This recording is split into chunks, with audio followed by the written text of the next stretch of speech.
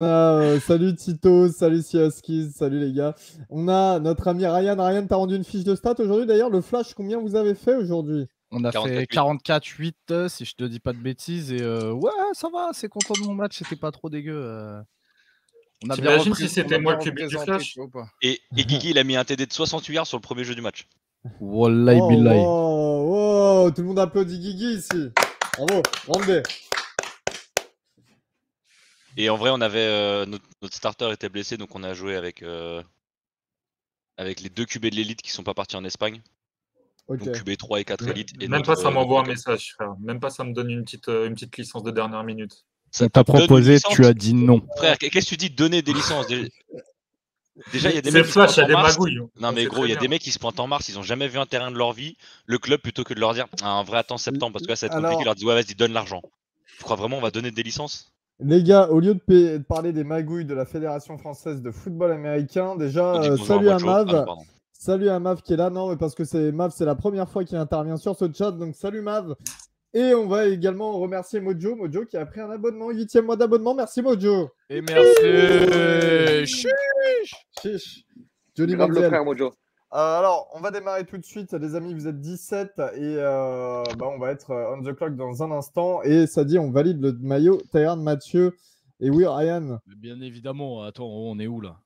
D'ailleurs, il faudra que tu m'expliques comment tu arrives à faire rentrer des maillots dans ta cellule de prison. C'est autorisé ça Oui, il arrive à faire rentrer des clubs. T'inquiète, on a des contacts, on a des contacts. On a des yeux partout et des voix encore plus. Oui. Ouais. Ok les gars, on démarre tout de suite par cette mock draft 2.0. Donc la dernière, on rappelle à tout le monde qu'on sera en live pour les 7 tours de la draft. On démarrera les lives même plutôt tôt, vers 23h, 23h30 en soirée, histoire d'avoir, de présenter un petit peu les soirées, de parler de la veille, histoire de vous présenter quelques invités surprises, mystère, il y en a quelques-uns cette année. Donc voilà, on démarre tout de suite. On démarre tout de suite avec les Jacksonville Jaguars de Ryan. Alors, je le dis encore une fois, comme la dernière fois, nous sommes nos propres GM. On ne fait pas selon ce que vont faire les GM NFL parce que c'est impossible à deviner. Chaque année, il n'y a que des surprises. Donc, on fait ce que nous, on ferait en tant que GM. Et Ryan, si tu étais GM d'une franchise qui est autant dans la mouise que Jacksonville, que ferais-tu avec ce premier choix? On sait que Jacksonville a essayé de trade down d'ailleurs et n'a trouvé personne. Bah déjà, si je suis GM, c'est que je me suis battu sûrement avec Trent Balke, parce que s'il y a moyen, je lui pète sa gueule avant de partir. Et ensuite, je sélectionne donc Evan Neal. L'an dernier, on a drafté notre quarterback, celui qu'on estimait être le quarterback du futur. Je veux le protéger avant toute chose. De toute façon, on va pas se mentir, Jacksonville, il y a des besoins partout. Le reste, je verrai où combler ça dans la draft, mais en tout cas, je veux une protection élite pour mon quarterback. Donc, Evan Neal, ça fait sens pour moi.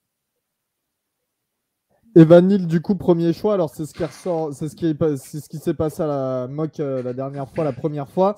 C'est ce qui ressort aussi beaucoup chez certains fans français. Protéger Trevor Lawrence, la priorité.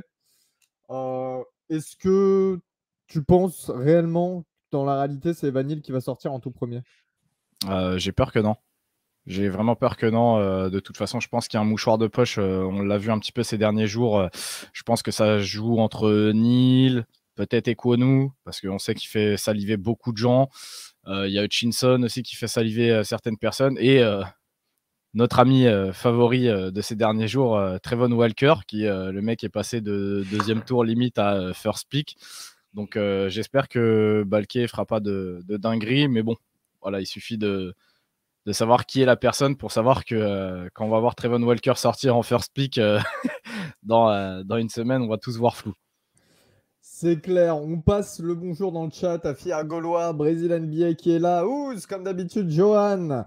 Johan, et merci d'ailleurs, parce qu'on voit vos remerciements en même temps. Et, et Johan qui nous dit Chenal est tier 2 linebacker. Il va peut-être être sélectionné ce soir, qui sait. Luc, comme d'habitude, également ici. Riton, on vous fait tous des bisous. Merci d'être là, les gars. Et Football in Friends, bien évidemment. On passe après ce first pick des Jaguars, Evan Neal, donc le offensive tackle d'Alabama, qui est ce premier joueur sélectionné en 2022. Tout de suite, Valentin des Detroit Lions, qui ont donc pas mal d'options grâce à ce choix de Neal qui part. Ouais, bah du coup, je vais prendre le BPA et je vais prendre Thibodeau. Alors moi, je pense que s'ils doivent choisir entre Hutchinson et Thibodeau, ils prendront Hutchinson principalement parce qu'il vient de Michigan. Donc, on va dire que la route est courte entre l'université des Wolverines et l'équipe des Lions. Maintenant, je pense que déjà, ce qui serait, bon, ça n'a rien à voir, hein, c'est même pas du scouting ou quoi, mais d'avoir deux mecs d'Oregon dans la même équipe sur chaque ligne, ça peut être sympa. D'avoir un mec potentiellement comme un futur meilleur left tackle de NFL et un mec potentiellement comme un des meilleurs edge sur sa ligne, c'est aussi très sympa pour essayer de enfin construire une équipe potable. Donc je pense que Thibodeau, je pense que maintenant tout le monde le connaît, donc je pense que je vais pas trop rentrer dans les détails techniques, mais je pense que Thibodeau ferait plus sens. Maintenant, encore une fois, je pense que ce sera sûrement Hutchinson qui sera choisi pour la proximité Michigan et de ce qu'il en est sorti un petit peu des bruits de couloir de ce qui se passe aux Lions et de ce qui se passe surtout dans la tête du head coach et du GM. Voilà. Moi, je reste quand même sur Thibodeau qui est très très maltraité.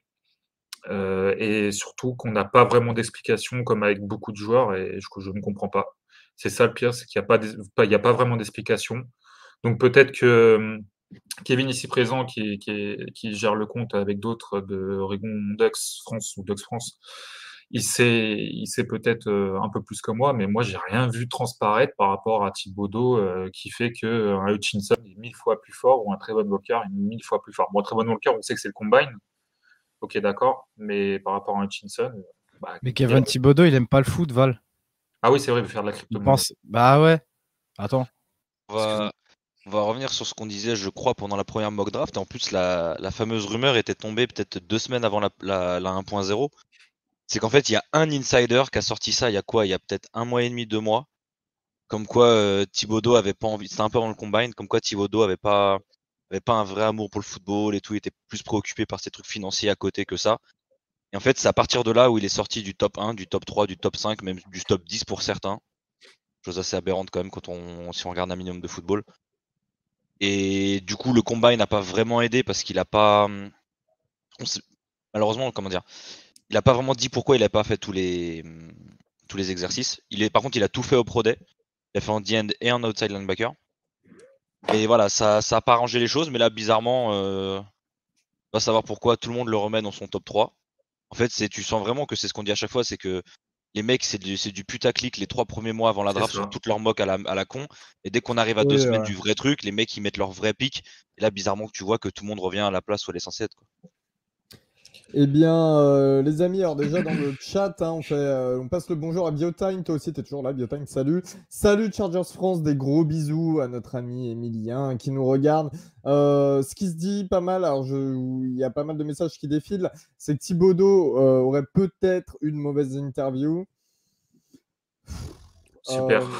Le mec, il cache je sais pas combien de ça. Honnêtement, s'il y a n'importe quelle équipe du top 5 qui passe sur Thibodeau parce qu'il aurait eu une mauvaise interview, pas mon problème. C'est surtout, juste Elio, oui. Genre vraie question, est-ce que c'est surtout, il n'y a pas une équipe top 3, 4, 5 qui n'a pas intérêt à faire croire qu'il a fait une mauvaise interview aussi, tu vois? Genre on les connaît, les écrans de fumée comme ça, juste avant la draft. Hein. C'est ça, c'est que tu as des écrans de fumée, mais honnêtement, un écran de fumée entre Michigan où tu sais qu'ils vont prendre un edge, normalement, je dis bien normalement, donc ce sera un des deux, ce sera forcément Hutchinson. Sûrement l'équipe de derrière, c'est qui déjà? C'est les Texans. Bah, ils peuvent prendre Thibodeau. Je veux dire, il n'y a pas besoin d'écran de fumée, tu vois, s'ils le veulent. Enfin, je comprends pas l'intérêt. Comme mettre un écran de fumée sur Hamilton, ça n'a aucun intérêt. Non, mais si c'est eux au début, c'était Hutchinson et Thibodeau qui étaient lock comme 1 et 2, c'était juste l'ordre qui allait changer. Donc si t'es numéro 3, ouais, tu peux essayer de mettre un petit truc pour essayer de récupérer un des deux en 3. Ouais, après, si t'es logique, parce que Ryan n'en a pas parlé, mais il le pensait fort au fond de lui, c'est que Evan Neal, logiquement, tu protèges ton quarterback que tu as sélectionné l'année dernière. Donc, logiquement, encore une fois, il n'y a même pas à discuter. Ouais, mais après, c'est les Jaguars, quoi. Ouais, c'est ça le problème. Je veux pas être méchant, mais les Jaguars, ils sont là où ils sont depuis 15 ans pour une raison. Hein. Ouais, bon, c'est pas faux. Les gars, avant de passer au troisième pick, je voulais remercier dans un premier temps BNT qui a pris un abonnement pour son 8e mois d'abonnement. Johnny Poulot Manziel. Merci. Johnny Merci à Im. Et premier mois d'abonnement pour Luc. Luc également, fan de la Washington Football Team, comme notre ami Ryan. Merci Luc. Force à toi. Hail to the Redskins, man. Merci, Sachez que tout votre argent est détourné par Augustin. Voilà. Notre-Dame France sur Twitter, si vous voulez. L'argent, on ne le voit jamais. Il n'a pas d'odeur chez nous. On ne le sent pas, on ne le voit pas. On va monter une campagne comme Mojo, genre. Gus prend la moula. Merci, Brestois qui est là dans le chat. À nous, frère. Neil qui est parti en numéro 1. Brestois pour t'y répondre. Alors, je suis désolé, des fois dans le chat, on rate un petit peu des trucs. Là, ça a beaucoup parlé de Thibodeau. Vous avez eu notre point de vue. Vous pouvez avoir encore ce point de vue sur nos épisodes podcast TT Profil disponibles sur toutes les applis d'écoute. The Trick Play Podcast, bien évidemment. On passe au pick numéro 3, les amis. Et le pick numéro 3 est adressé à monsieur Guillaume. Guillaume, t'es les Houston Texans. Qu'est-ce que tu fais? Alors, les Texans qui ont récupéré 2 first picks cette année. C'est ça. Ils ont récupéré donc, le 3 et le 13. Et avec le choix numéro 3, je vais quasiment aller au BPA aussi. Et je vais prendre Aidan Hutchinson de Michigan. C'est le meilleur joueur qui reste. En vrai, peu importe lequel tombe, c'est une aubaine. On va pas se mentir. C'est des mecs qui peuvent très bien avoir une très longue carrière. Hutchinson, il a pas les problèmes extrasportifs de Thibodeau, on va dire. Donc c'est le bon petit du Michigan, tout gentil, qui fait pas de bruit, qui fait pas de remous. Il a eu surtout un match un peu compliqué cette année contre Georgia. C'est dommage, c'est le match qu'on l'attendait. Mais malgré ça, je pense que quand même, en 3, il n'y a pas vraiment de réflexion à faire, je pense. C'était très rapide comme choix quand on l'a fait entre nous la draft. Les gars, quelqu'un a quelque chose à redire sur ce choix d'Aidan Hutchinson en numéro 3 de cette draft? Non. Chez les Texans? Honnêtement, non. Il y a tout à refaire aux Texans, mais vraiment tout à refaire. C'est ça, en fait, c'est ça. Tu peux tellement prendre partout. En vrai, ta draft, quand tu es Texan, tu peux quasiment faire du BPM et jusqu'au tour 7. Hein. Ouais, c'est ça, à chaque tour. Tu as tellement de trous, tellement de. Enfin, c'est à la fois simple et à la fois un peu un casse-tête quand même. Et surtout que les Texans avaient bâti leur défense à l'époque avec JJ Watt, puis avec Clooney. Ouais. Et je pense qu'il leur faut un KT ou un Hutchinson pour repartir sur ce moule-là. Après, je connais pas assez bien le roster Texans en défense pour te dire s'il y a moyen de faire la même. Mais on sait à quel point Watt, il était tellement dominateur, qu'il était capable pas de gérer, mais de faire briller une défense à lui tout seul, quoi. Quand tu es obligé de triple team un D-end, ça fait de la taf. Hein. Ouais, voilà. Et moi, je pars du principe sur ta défense, quand t'as pas forcément la secondary du siècle, tu crées un front 4, voire front 7 qui va te mettre la pression sur le quarterback. Et du coup, comme ça, assez simplement, les corners, ils ont besoin de couvrir moins longtemps, donc ils ont moins de temps pour faire burn, on va dire. Donc c'est plus simple. Et à l'inverse, quand tu as un front 7 un peu qui sous-performe, on va dire, tu es bien content d'avoir une secondary où les mecs vont te lockdown tous tes receveurs pendant 15 secondes parce que tes mecs mettent pas de pression, tu vois. Donc quand t'as pas l'un, tu essaies d'avoir l'autre. Et là, je pense qu'en partant sur Hutchinson, ça peut te permettre d'avoir ce début de front 7 qui peut te foutre un petit bazar dans une attaque. Tout à fait. Les amis, savez-vous qui est le quarterback préféré universitaire de Valentin? L'histoire.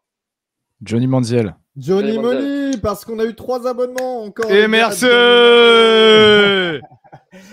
Déjà, on fait des bisous à Alexis qui a pris son 7e mois d'abonnement. Merci Alexis, gros bisous. Qui s'y eu son Gros bisous. Titos qui met mes... T'inquiète, qui met mes 3,99 dans la poche, direct dans la poche de Gus. Exactement, on a tout compris le principe. Un mois d'abonnement de Titos, merci également. Vous savez même pas, mais ce soir, Gus il a acheté son Uber Eats pour la soirée. Il a rien demandé à personne, il a juste pris les sous, il a regardé, c'était bien arrivé. Gus il a pris le sushi, frère. Et Balinou qui n'est autre que notre Baptiste national de The Trick Play qui a pris son abonnement aussi. Baptiste, alors pour vous faire une interlude vite fait, Baptiste, vous inquiétez pas, il est pas mort, hein, il est très bientôt de retour, c'est juste qu'il en a rien à foutre de la draft et de la NFL, Mais pour tout ce qui est college football, il est de retour très vite. Notre plus belle barbe du podcast. Il a déjà commencé à tweeter sur Spencer Sanders, donc... C'est qu'il va bien. Dur. Et Pierrot, on te dit bonsoir. Bonsoir Pierrot qui nous dit bonsoir l'équipe. Les gars, on est reparti. Choix numéro 4. Cette fois-ci, on passe du côté des New York Jets. Encore une équipe qui a 2 choix du premier tour. Ouh là là, les abonnements n'arrêtent pas de tomber, les gars. Alors, après ce choix-là, je refais la pub des abonnements. Allez, c'est parti. Gus, ce soir, on va passer la moitié du live à annoncer les. Gus, il est tête de strip ce soir. Il n'a pas intérêt à nous demander de l'argent, frère. Chaque fois qu'il y a un abonnement, il est en train d'envoyer des grands billets de 1 sur des têtes de meufs. Et on passe le bonjour au grand JD, Diego, notre Suisse préféré. On fait la pub des abonnements juste après le choix des Jets. Donc, pour l'instant, Evan Neal qui est parti en premier chez les Jaguars. Numéro 2, bien évidemment, Kevin Thibodeau chez les Lions de Détroit. Choix numéro 3, les Jacksonville Jaguars, n'importe quoi. Les Houston Texans qui choisissent Aidan Hutchinson. Tout de suite, c'est les Jets. Et c'est moi qui ai les Jets. Eh bien, les amis, on va prendre le meilleur left tackle de cette... en tout cas, à la pass protect, le meilleur left tackle de cette draft. Charles Cross de Mississippi State. Charles Cross qui part donc du côté de New York. Je fais passer notre ami Mekhi Becton sur la droite. J'en ai rien à faire. Tout simplement, la priorité, protéger un maximum Zach Wilson, qui a quand même un corps de receveur plutôt décent, j'ai envie de dire, qui peut faire des choses, qui a toujours cette connexion avec Elijah Moore qui avait commencé à se créer l'année dernière. Voilà, on va récupérer un mec qui est très bon sur le pass protect. On sait que c'est un petit peu plus sur le style de jeu sur lequel Robert Saleh veut s'orienter. Est-ce que ça choque l'un d'entre vous d'aller récupérer un Charles Cross à ce moment-là, 4e choix? Je vais laisser, je pense, Val en discuter avec toi parce que au final, c'était peut-être celui qui a eu le plus gros doute au moment où on a fait les pics. Bah écoute, Val, faut être honnête, faut assumer tes... Ah si. Non, mais je faisais chier Elio. Non, je le comprends. Je le comprends largement de vouloir faire passer Mekhi à droite, de mettre à gauche Charles Cross, ça s'entend, surtout quand tu as Zach Wilson. C'était juste pour le faire chier. Bah écoute, remets-toi en situation pour le chat alors. Remets-toi en situation, fais-le chier, c'est ça qu'ils veulent du sang. L'histoire d'une vie. Et non, et pour répondre, j'ai eu un commentaire plutôt décent, le receveur des Jets, c'est Pierre. Corey Davis, Denzel Mims, Elijah Moore, bon, il y a pire quand même comme corps de receveur. Après, bon, bien évidemment, on peut faire mieux aussi. Braxton Berrios, la star. Mais voilà, vaut mieux s'orienter sur de la bonne O-line, protéger Zach Wilson pour son année 2 et éviter de faire une Sam Darnold bis du côté de New York tout de suite. Tout de suite, je suis désolé, mais il faut quand même faire la pub des subs, les amis. Il faut faire la pub des subs parce que c'est ce grâce à quoi Augustin va pouvoir subsister dans le club de strip ce soir. Mais ne sois pas désolé. On n'est pas désolé. Alors déjà, il y a Lala Packers qui a pris un abonnement de niveau 1. Donc, Lala Packers. Chiche ou pas? Chiche. Attends, c'est qui a pris? Lala Packers. Ah, c'est Alex de Fantasy Ballers, Ryan. Et ben voilà. Et ben Alex, ouais, d'ailleurs. Ouais. Vous êtes des bons, vous êtes top, les gars. Vous qui avez participé au dernier épisode de Fantasy Ballers. D'ailleurs, allez leur donner de la force à Fantasy Ballers. Là, je sais que dans le chat, il y a des mecs qui sont en fantasy. Allez leur donner de la force parce qu'ils savent de quoi ils parlent. Donc ici, on fait prospérer tout le monde et je vous dis, c'est des vrais. Et ça vous évitera de finir dernier de votre prochaine fantasy, bande de nullards. On a Diego qui a pris son 6e mois d'abonnement. Merci Diegs, merci beaucoup mon pote. Voilà, ça t'empêchera d'aller voir des matchs du Servette qui se font fumer le cul à l'extérieur. Qu'on se le dise direct. Mais Johnny Money quand même. Chiche. Et puis on a Charles alors qui a pris son 2e mois d'abonnement et qui a également offert un abonnement à France LSU. Mais qui c'est France LSU? C'est du blanchiment d'argent, je le dis. C'est entre moi et Charles. Faut pas. Essayez pas de comprendre, c'est entre nous. Oublie pas de chiche pour Charles. Mais bien sûr que si. Chiche. Merci les gars et merci également Charles vraiment qui tient USC France sur Twitter et tout le taf qu'il fait sur le Discord. Hein. Ouais, et il fait énormément de taf dans le Discord The Trick Play. Donc n'hésitez pas à aller sur Charles qui connaît d'ailleurs tout le monde et tous les prospects lycéens qui arrivent. Les amis, numéro 5. Donc Charles Cross qui part en numéro 4 du côté des New York Jets, à numéro 5, les New York Giants, les voisins. Kevin qui prennent les Giants, c'est toujours un choix difficile le choix 5. Bah, c'est difficile, mais en plus, ils ont le choix 7, donc je suis de retour d'ici 2-3 minutes. En vrai, je pense que c'était assez logique de garder notre top 5 du 1.0 complétant avec Kyle Hamilton. C'était le 5e membre de notre top 5 un peu modifié. Je t'avoue que je voulais prendre Edge ou Offensive Tackle, mais il y a les 2 meilleurs Edge, les 2 meilleurs Tackle qui sont partis sur les 4 premiers picks. Donc je suis allé BPA pour moi. Voilà, Kyle Hamilton, on peut dire ce qu'on veut, ça reste quand même un pick assez sécure en défense. Il peut faire le taf partout et Kevin non, il court assez vite pour jouer, c'est bon, laisse-moi tranquille. Non, Je sais que tu vas me non dire mais ça. Kevin, s'il te plaît, pour un 5e choix, c'est pas un peu haut pour un linebacker? Oh Frérot, là quand là. même. Non, en vrai, je pense que après on verra, hein, ça se peut, on se trompe, ça se peut, les trimards ont raison. Mais non, je pense ça reste un ball hawk, ça reste un mec qui peut aussi jouer dans la boxe. Après, effectivement, hein, si vous le mettez en edge d'un côté que ça court à l'opposé, ouais, il fera pas le jeu. Mais bon, soyons intelligents un peu.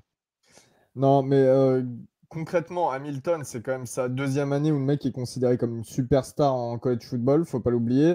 Il s'est retrouvé dans une équipe qui, défensivement, a quand même quelques lacunes, notamment au poste DB, hein, Notre-Dame. Enfin, citez-moi quelqu'un d'autre qu'Hamilton, clairement. Sur cette année, il n'y a personne encore. En vrai, même Gus, il est pas capable de citer ses joueurs. Et il a fait. L'année Ouais, dernière, il y a un corner qui était parti de Notre-Dame, non? En NFL. Oui, qui était Troy, au Troy Panthers. Pride.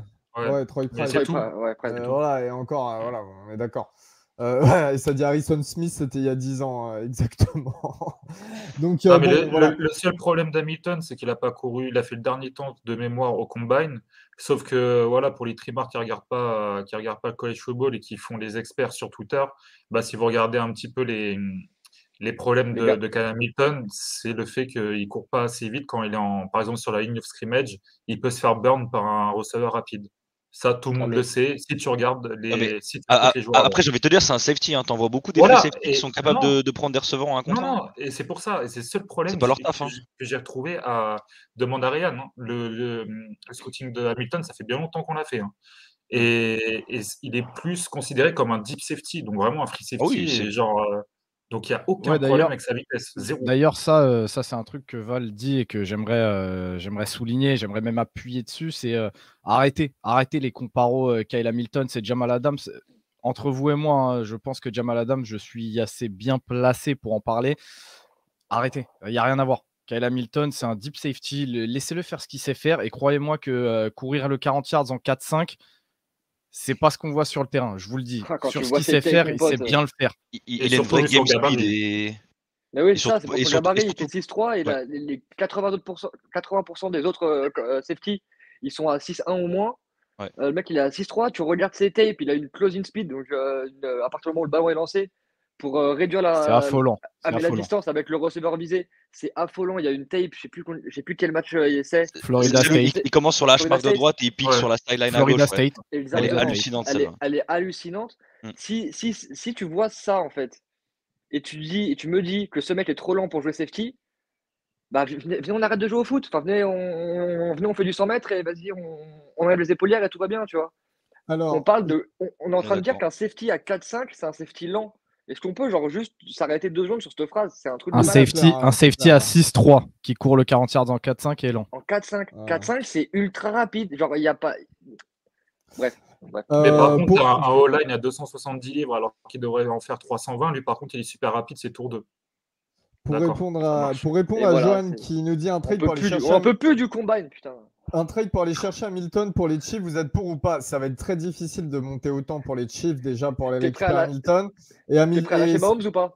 Et ouais, c'est ça. Et puis les Chiefs, ils ont signé Reed, le safety des Texans. Donc ouais, voilà, il y a pas. Je pense que là, le post safety pour eux, pour vous en tout cas, est réglé, Johan, et que ça se fera pas pas de cette manière. Ils ont beau avoir 2 pics au premier tour, ça reste 29 et 30. Ouais, c'est ça. C'est vraiment compliqué d'intégrer le top 5 en trade-up avec des late first round comme ça. Si tu avais un top 15, voire fin de top 10, donc en gros 18-19, potentiellement tu pouvais faire quelque chose avec des pics de 2 voire 3. Mais switcher totalement de late first à top 5, c'est presque impossible. Ou alors faut mettre du first pick sur les années d'après, mais Je pense pas que Hamilton est un très bon joueur, est pour moi un top 10 lock. Mais trade up autant pour Hamilton, je pense pas que ce soit judicieux. Alors, on passe à un choix compliqué. Les Carolina Panthers, clairement, tout est un petit peu possible lors de cette draft pour les Panthers. Valentin, c'est toi le GM. On a fait un épisode avec Panthers France de Twitter, un épisode sur leur draft à venir, le podcast. Vous pouvez aller écouter ça sur tous les réseaux également. Val, finalement, sur quoi tu t'es décidé pour ce premier pick des Panthers? Alors moi, je suis parti sur Ikem Ekwonu de NC State. Alors pourquoi j'ai pris Ikem? Déjà parce que Charles Cross était parti, donc déjà, déjà c'était un petit peu plus compliqué pour moi de drafter un joueur. Et je pense qu'ils ont besoin vraiment de potentiel sur cette O-line. Et donc j'avais le choix un petit peu entre Tyler Linderbaum et Ekwonu à ce moment-là, si je ne me trompe pas, si j'ai pas oublié de O-line de gros calibre. J'aurais pu parler de Kenyon Green aussi, mais alors après, j'ai choisi déjà pour un petit peu la belle histoire, c'est que Monsieur Ekwonu a grandi à Charlotte, en Caroline. Il a joué à NC State, donc c'est North Carolina State. J'ai une connaissance qui a connu Ekwonu et qui m'a dit comme quoi lui, il voulait vraiment, enfin, c'était un peu son rêve, tu vois, les Panthers, etc. Que c'était un gentil gars en dehors, etc. Donc de ce côté-là, moi je la crois. Val Maintenant, Insider, hein, attention. Je la crois. Je la crois. Oui, bah, Je la toujours, crois. toujours, Je la crois. toujours. Mais du coup, alors pourquoi peut-être pas, j'ai pas pris avec un Linderbaum parce que pour moi, Linderbaum, peut-être en pick 5, ça faisait peut-être un petit peu trop haut. Mais surtout, c'est qu'on ne fait pas de trade. Sinon, j'aurais trade down et j'aurais récupéré, si possible, un autre pick dans le premier tour. Mais du coup, bah, je suis parti sur ça. La proximité Caroline, c'est quand même un mec qui a un gros potentiel de guard ou de tackle droit dans le futur, mais de guard, même s'il a joué left tackle. Donc je pense que pour le jeu au sol, ça peut être ultra intéressant, en sachant que tu as Christian McCaffrey qui revient de blessure en plus, qui a l'air Ce que toujours dit assez Mav, affûté. Ce que dit Mav dans le Si chat. trade pas McCaffrey. Je pense pas. Attends, il y a le retour de Greg Olsen là, qui arrive. Là. Je sais pas si vous avez vu là. Ah d'accord, et le mec il a 60 ans, frère. Truc sur Twitter là, il a dit I'm back. On sait pas de quoi, mais il est back. Mais bref, pour finir sur Ekwonu, voilà, je pense que c'est un gros potentiel de guard qui, si ça se passe bien, il pourra peut-être être placé en tackle droit d'ici quelques années. Mais d'un point de vue où Matt Rhule utilise beaucoup le jeu au sol, je pense que c'est peut-être ce qu'il y avait de plus intéressant sur le moment, plus la belle histoire de le mec qui reste en Caroline. C'est le genre de choses que j'aime bien, moi. Très bien. Donc, Ekwonu, le premier jour à partir hors top 5 du côté des Carolina Panthers. Les New York Giants, de nouveau, les Giants qui ont sélectionné un pick avant les Panthers. Ken Hamilton, le safety de Notre-Dame. Les Giants, de nouveau, Kevin, vers quoi tu t'orientes? Alors, je rebondis un peu sur ce qu'a dit Val juste avant. Pour moi, c'est un trade down à ce moment-là. Mais comme on le fait pas, du coup, bah, on pique. J'ai pas trouvé qu'il y avait que c'était fameux au niveau inside sur la O-line. Et du coup, je t'avoue que je serais bien allé chercher un edge de base. Mais pour moi, il n'y a pas d'autre edge que Katie Hutchinson qui mérite un top 10 pick. Et encore une fois, comme je le dis à chaque fois, hein, ou comme on l'a dit pendant l'épisode 1 du scouting, c'est que la draft, elle est très très deep à ce poste-là. Pour moi, pas besoin de rusher un pick là-dessus. Il y aura du potentiel de la value plus tard. Surtout qu'ils ont 9 picks au total. Donc pas besoin de rusher là-dessus. Je pensais aller chercher Nicolas Petitfrère en tackle, mais pour moi en 7 c'est trop tôt. Donc du coup j'ai pris Linderbaum. Pareil, pour potentiellement shuffle un peu l'intérieur de la O-line, mais au moins assurer avec ce qui je pense est un des meilleurs centres qu'on a eu depuis un petit bout de temps avec ceux de la saison dernière qui est chez les Chiefs, là j'ai oublié le nom, pardon. Creed Humphrey, ouais, c'est J'en fais encore des cauchemars. Voilà, après je parle aussi du trade down, hein, quand tu as une équipe qui a 9 picks au total, dont un dans le top 7, enfin dont le top 7, il y a du gros, comment dire, il y a du potentiel pour trade down, trade up, donc faudra compter sur les Giants pour qu'il y ait beaucoup de mouvements sur cette draft, je pense. Et attention aux Giants, parce que selon les dernières rumeurs, ça va pas plaire à notre Guigui national, mais ils aimeraient trade Kadarius Toney ailleurs. Est-ce que si un trade arrive, est-ce que les Giants ne s'orientent pas sur le poste receveur? Est-ce qu'ils ne vont pas trade down justement parce qu'il y a de multiples bons receveurs pour ce premier tour et récupérer un receveur aussi? C'est possible, faut tout voir, mais en tout cas, le choix Linderbaum fait sens, sachant qu'encore une fois, on en avait parlé déjà pour la mock draft numéro 1. Ils vont tout donner pour Daniel Jones une dernière fois, ils vont tenter, et puis l'année prochaine, ils prennent un nouveau quarterback parce que ça va quand même pas marcher. Voilà. Elio, et si je peux te rassurer, c'est avec le plus grand des plaisirs qu'ils trade Tony. Ils vont le trade chez les Steelers et il va terminer en prison au bout de 2 ans. Mais bon. T'as mal dit Raiders par contre. T'as mal prononcé Raiders. Oui, tout à fait, pas faux. Les Giants vont animer la draft, c'est obligé, ouais, complètement. C'est ce à quoi tout le monde s'attend, Amy. Du côté des Atlanta Falcons, choix numéro 8, les Falcons, Ryan. Juste avant, pour répondre à Pierre là dans le chat, il me semble que c'est un zone. Hein. Il me semble que c'est de la zone. Ouais, je pense qu'avec Saquon, c'est le plus logique de jouer du zone scheme. Vas-y, Elio. Du coup, Elio, vas-y, je te laisse refaire l'introduction pour cette belle équipe de Georgia. Ouais, c'est ça le problème, c'est que vous me faites. Et genre, toutes les équipes, je fais qu'une fois l'introduction, mais dès que c'est les Falcons, je dois la faire 2 fois, c'est ça? Bah écoute, on est là pour animer le live un petit peu, non? C'est pas faux, c'est pas faux. Alors, les Atlanta Falcons, on sait très bien, ils ont eu des grosses pertes, ils ont toute l'équipe à refaire, clairement, ils ont tous les postes à refaire. Ils ont perdu le meilleur quarterback de leur histoire. Très concrètement. Alors, le meilleur, en tout cas, celui qui les a amenés le plus loin, parce que Michael Vick, le seul endroit où il les a amenés, c'est proche de la prison. Qu'est-ce que tu fais, Ryan, avec ce... Ouais, qu'est-ce que tu veux? Quel enfoiré. Qu'est-ce que tu fais, Ryan, avec ce choix des Falcons?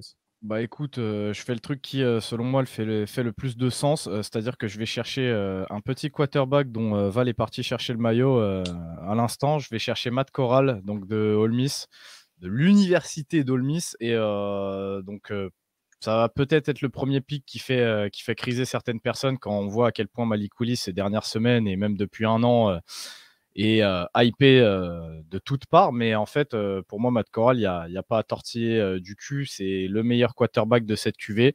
Le mec, à la mi-saison, c'était un Iceman frontrunner. Au bout d'un moment, il s'agirait de remettre un petit peu de respect sur Matt Corral. On voit beaucoup de bullshit sur lui. Tu peux repartir avec un Matt Corral. Tout ce que j'espère, c'est qu'il ne te le foute pas sur le terrain day one parce que c'est un coup à le cramer. Le mec, il n'aura plus Calvin Ridley, il aura plus personne à part Kyle Pitts. Mais en fait, tu peux partir l'année prochaine avec un Matt Corral, avec un peu plus de renfort, avec sa cible numéro 1 de retour et un Kyle Pitts qui aura 1 an de plus dans les jambes. L'offense de Georgia peut redevenir en fait assez explosive assez rapidement, tu vois. Donc pour moi, ça fait sens. Mais bien sûr que je leur dis. Donc, la connexion Corral Pitts, comment j'ai une semi-croustillante. Mais bien sûr, gros, parce qu'à tous les niveaux du terrain, passe courte, intermédiaire, deep, le match-up il est là. À côté, tu auras un Calvin Ridley qui, j'espère, aura appris de sa connerie et arrêtera de parier alors que le mec a des revenus tard les ouf. Mais en fait, ça peut vite devenir pas drôle, en fait, Atlanta, tu vois. Ça peut très rapidement devenir pas drôle. Maintenant, à voir. Je ne suis pas GM en NFL. Moi, personnellement, c'est ce que je ferais à sa place. Donc, voilà. Et en plus, ça tombe bien pour les Falcons. Comme ça, ils perdent Matty Ice et ils récupèrent Matty Ice. C'est cool, ça. Ouais, pas faux. Et Matty Ice qui peut courir quand même. T'oublies ce détail. Sachant que les Falcons prévoient de faire starter cette année Marcus Mariota. Donc, non, mais ça va être leur quarterback de l'année. Pardon, Kevin. Mais après, en vrai, de ce que disait Ryan, il disait ouais, j'espère pas que Corral il jouera tout de suite. Bah ouais, c'est ça. Le problème, c'est que tu mets Mariota après, ça dépend ce que tu fais le reste de la draft et du peu qui restera de la free agency. Et ouais, en effet, le reste de l'effectif est en perdition depuis quoi, 2-3 ans maintenant. Il reste vraiment plus grand chose. Donc Mariota ou pas, il y a pas. Quoi? Ils ont AJ Terrell en défense, en corner. Ouais, non mais ils ont quand même 2-3 trucs sympas sur lesquels bâtir. Oui, tu vois, mais... ils ont 2-3 trucs. C'est ça, ils ont 2-3 pièces très sympathiques. Quoi. Et ils ont une petite chance du fait que la NFC South soit pas non plus hyper compétitive. Les Saints, ça reste un gros point d'interrogation. Les Bucks, pareil. Donc, faut pas oublier que les Saints, même si vous gérez mieux le truc, vous êtes aussi en reconstruction. Donc en fait, là, oui, voilà, tu as c'est 3 ça, équipes c'est en ça. reconstruction dans ta division. C'est le moment, frérot. Tu as peut-être un coup à jouer. Moi, perso, je te dis, c'est ce qui ferait le plus de sens pour moi d'aller chercher Corral et tu le fais site là derrière un an derrière Mariota. Je suis désolé, tu peux déjà commencer à bosser certains trucs parce que Mariota, il peut courir un petit peu et comme je te le dis, Corral aussi, tu peux commencer à travailler certaines petites choses, certains petits concepts. Ouais. Moi, pour moi, ça ferait sens. Ça ferait sens, tu vois. Et là, tu trouvais qu'un backfield de Cordarrelle Patterson, Mariota, sur les zones read et tout, ça peut être pas mal. Et sur surtout plein de après, choses, sur plein de choses, tu si vois, par même la si suite tu tu fais arrives à sortir trouver Patterson, tu Oui. fais sortir Patterson en sortie de backfield et tout. En fait, tu peux commencer à créer des choses, en fait, tu vois. Tu peux commencer à créer des choses. Et après, tu trouves un receveur qui s'est couru une slant pour Corral, et puis voilà, quoi, c'est bon. Le choix Mariota a l'air de faire il a dit Corral, c'est tu vois. L'enfoiré. Oh le bâtard. Le choix Mariota a l'air de faire l'unanimité, en tout cas dans le chat. Juste Valentin, si tu peux donner une qualité, un défaut en un mot pour Mariota. Je t'ai cru que c'est un entretien d'embauche. Pour Corral, excuse-moi, non, pas pour Mariota, mais une qualité, c'est dur. Pour Mariota, un mot. Non, Corral. Pour Corral. Pour Corral, un seul mot. Leadership. Trop fort et point faible, c'est pas mon père. Ouais. Progression, point faible, quelques petites blessures. Ok, super. Violent. On passe en plus, au pic suivant. Donc Matt Corral qui a été le premier QB sélectionné cette année chez les Atlanta Falcons. Pic suivant, les Seattle Seahawks qui reviennent un petit peu sortis de nulle part au premier tour de cette draft. Guigui, tu es GM du côté de l'État de Washington. Ouais, donc je récupère les Seahawks avec plus grand monde du coup. Parce qu'il y a eu un petit tri qui a été fait avec les Bobby Wagner et les Russell Wilson qui sont partis chacun de leur côté, on va dire. Et du coup, je leur ai pris Malik Willis. On va enchaîner encore. J'ai remarqué sur cette draft, on aime bien faire des. À chaque fois, il y a un run sur la position à chaque fois. Bah, après, c'est ce qui se passe dans la draft aussi. Hein. Ouais, et donc du coup, j'ai pris Malik Willis pour plusieurs raisons. La première, un peu comme Matt Corral, je pense que du coup, même si c'est pas le quarterback de l'année, moi j'ai encore un petit espoir sur Drew Lock, qui peut te faire. Il t'emmènera pas en playoff, il t'emmènera pas chercher un titre, on est d'accord. Maintenant, ça reste pour moi un quarterback décent qui n'a jamais eu sa chance avec un effectif complet du côté des Broncos. Chaque fois qu'il était titulaire, il n'avait pas Jerry Jeudy, il n'avait pas Cameron Sutton, n'importe quoi. Cortland, truc là. Cortland Sutton. Cortland Sutton. C'est ça. Truc. Donc, mais le manque de respect dans ce live. Grave. J'avais plus son nom, pardon. Mais du coup, je pense que Drew Lock peut faire l'intérim. Après, pareil, pas forcément starter Willis dès la week 1, mais après, si tu veux le faire rentrer après ta bye week, je sais pas exactement quand est la bye week des Seahawks, ça a un sens. Et le dernier point, pourquoi je prends en tout cas un mec comme Willis au-dessus d'un mec comme Pickett, c'est encore l'éternel problème depuis des années pour les Seahawks. On peut parler de la O-line vite fait des Seahawks. Si on peut mettre un mec qui peut cavaler, qui peut prendre ses jambes à son cou, je crache pas dessus. Si je suis GM des Seahawks, parce que je pense pas que c'est en une draft ou deux que tu vas changer un peu ce problème-là, qui est un problème assez récurrent et visiblement ils veulent pas laisser ce problème en free agency ou quoi. Donc moi je vais partir sur un mec qui peut te faire, qui a quand même une belle marge de progression quoi qu'on en dise. Donc voilà, c'est un athlète. Il n'y a pas forcément de grosses similitudes entre lui et Russell Wilson, autre que les deux sont mobiles en fait. Après, c'est deux joueurs totalement différents. Mais je pense que pour moi, c'est dans ce sens-là où Malik Willis fait un poil plus sens que Kenny Pickett, même si personnellement, je préfère un quarterback comme Kenny Pickett. Après, à noter, tu parlais de. Enfin, c'est Seattle. Malheureusement, j'aime pas trop rebondir dessus. Et voilà, mais avec la taille des mains de Pickett, c'est vrai que c'est toujours potentiellement un problème dans les équipes, genre dans le nord du Midwest ou à Seattle où on sait qu'il pleut beaucoup. Je vais pas trop m'attarder dessus parce que j'ai des petites mains aussi et que ça me vénère un peu cet argument. Mais voilà, on sait que les GM, en tout cas, les GM apportent aussi de l'importance, surtout dans les équipes comme Green Bay, comme Seattle, comme Chicago, comme Buffalo, où tu sais que tu vas devoir jouer potentiellement un quart de tes matchs sur la fin de l'année, soit sous la flotte, soit par un temps hyper froid. Ça peut jouer aussi. Et Pickett, effectivement, dans une équipe comme Seattle, ça peut être un déficit. Après, je vais te prendre le contre-argument un peu facile, mais bon. comme tu l'as dit, c'est pas forcément un argument que toi t'apprécies forcément personnellement. Mais un mec comme Joe Burrow qui a des mains à peine plus grandes que celles de Malik Willis, dans l'Ohio, c'est pas la connerie dans l'Ohio. Déjà, tu vas te calmer tout de suite, déjà. Oui, mais par rapport à Willis, pas par rapport à Pickett, pas par rapport à Pickett, par rapport à Willis. Je crois que Pickett était à 8,5, je crois, et Burrow, il est à 9. Ouais, mais c'est bien plus grand. Parce que tu sais, eux, ils font des tiers, des demi, des machins. Donc c'est bien plus Oui, grand. non, je suis d'accord. Mais c'est vrai que Burrow avait des petits mains. C'est ça, pour des standards, on va dire, comme ils aiment dire NFL, Burrow n'avait pas les plus grandes mains au monde. Il joue là où ça caille. Parce que, comme je l'ai dit, Cincinnati, c'est pas Miami. Et il a l'air de pas trop mal s'en sortir, le monsieur. Hein. Après, Ariane, tu me dis si je me trompe, hein, mais il a l'air de pas être trop dégueu, le monsieur. Il est pas trop dégueu, mais il gagne un titre avec LSU. Oui, mais ça reste dans le sud. Ça n'a absolument rien à voir, j'en ai rien à foutre. Fallait pas dire Joe Burrow. Bon, les gars. Ouais, je l'ai dit façon positivement, et puis gérez votre pote, là. On dirait moi avec Tim Thibault, gros. On va se recentrer dans le chat. La plupart des fans des Seahawks ne sont pas forcément contents d'un choix quarterback. Et c'est même pas le choix Willis qui les dérange, c'est vraiment le poste. La plupart voudraient s'orienter vers le post corner. Sauce Gardner. On verra parce qu'encore une fois, tout est possible du côté de Seattle lors de cette draft. Il y a énormément de choix. De toute façon, encore une fois, c'est une équipe là qui a besoin de se renforcer à beaucoup de postes. Donc, tout est possible. Pick suivant, les New York Jets. De nouveau, les Jets. Donc, c'est moi qui avais sélectionné au premier tour en 4e choix Charles Cross, l'offensive tackle de Mississippi State. Eh bien, cette fois-ci, on va aller de l'autre côté du terrain. On va aller récupérer Sauce Gardner, Ahmad Gardner, le cornerback de Cincinnati. Alors, vous le connaissez tous maintenant, considéré avec Stingley comme le cornerback numéro 1 de cette draft.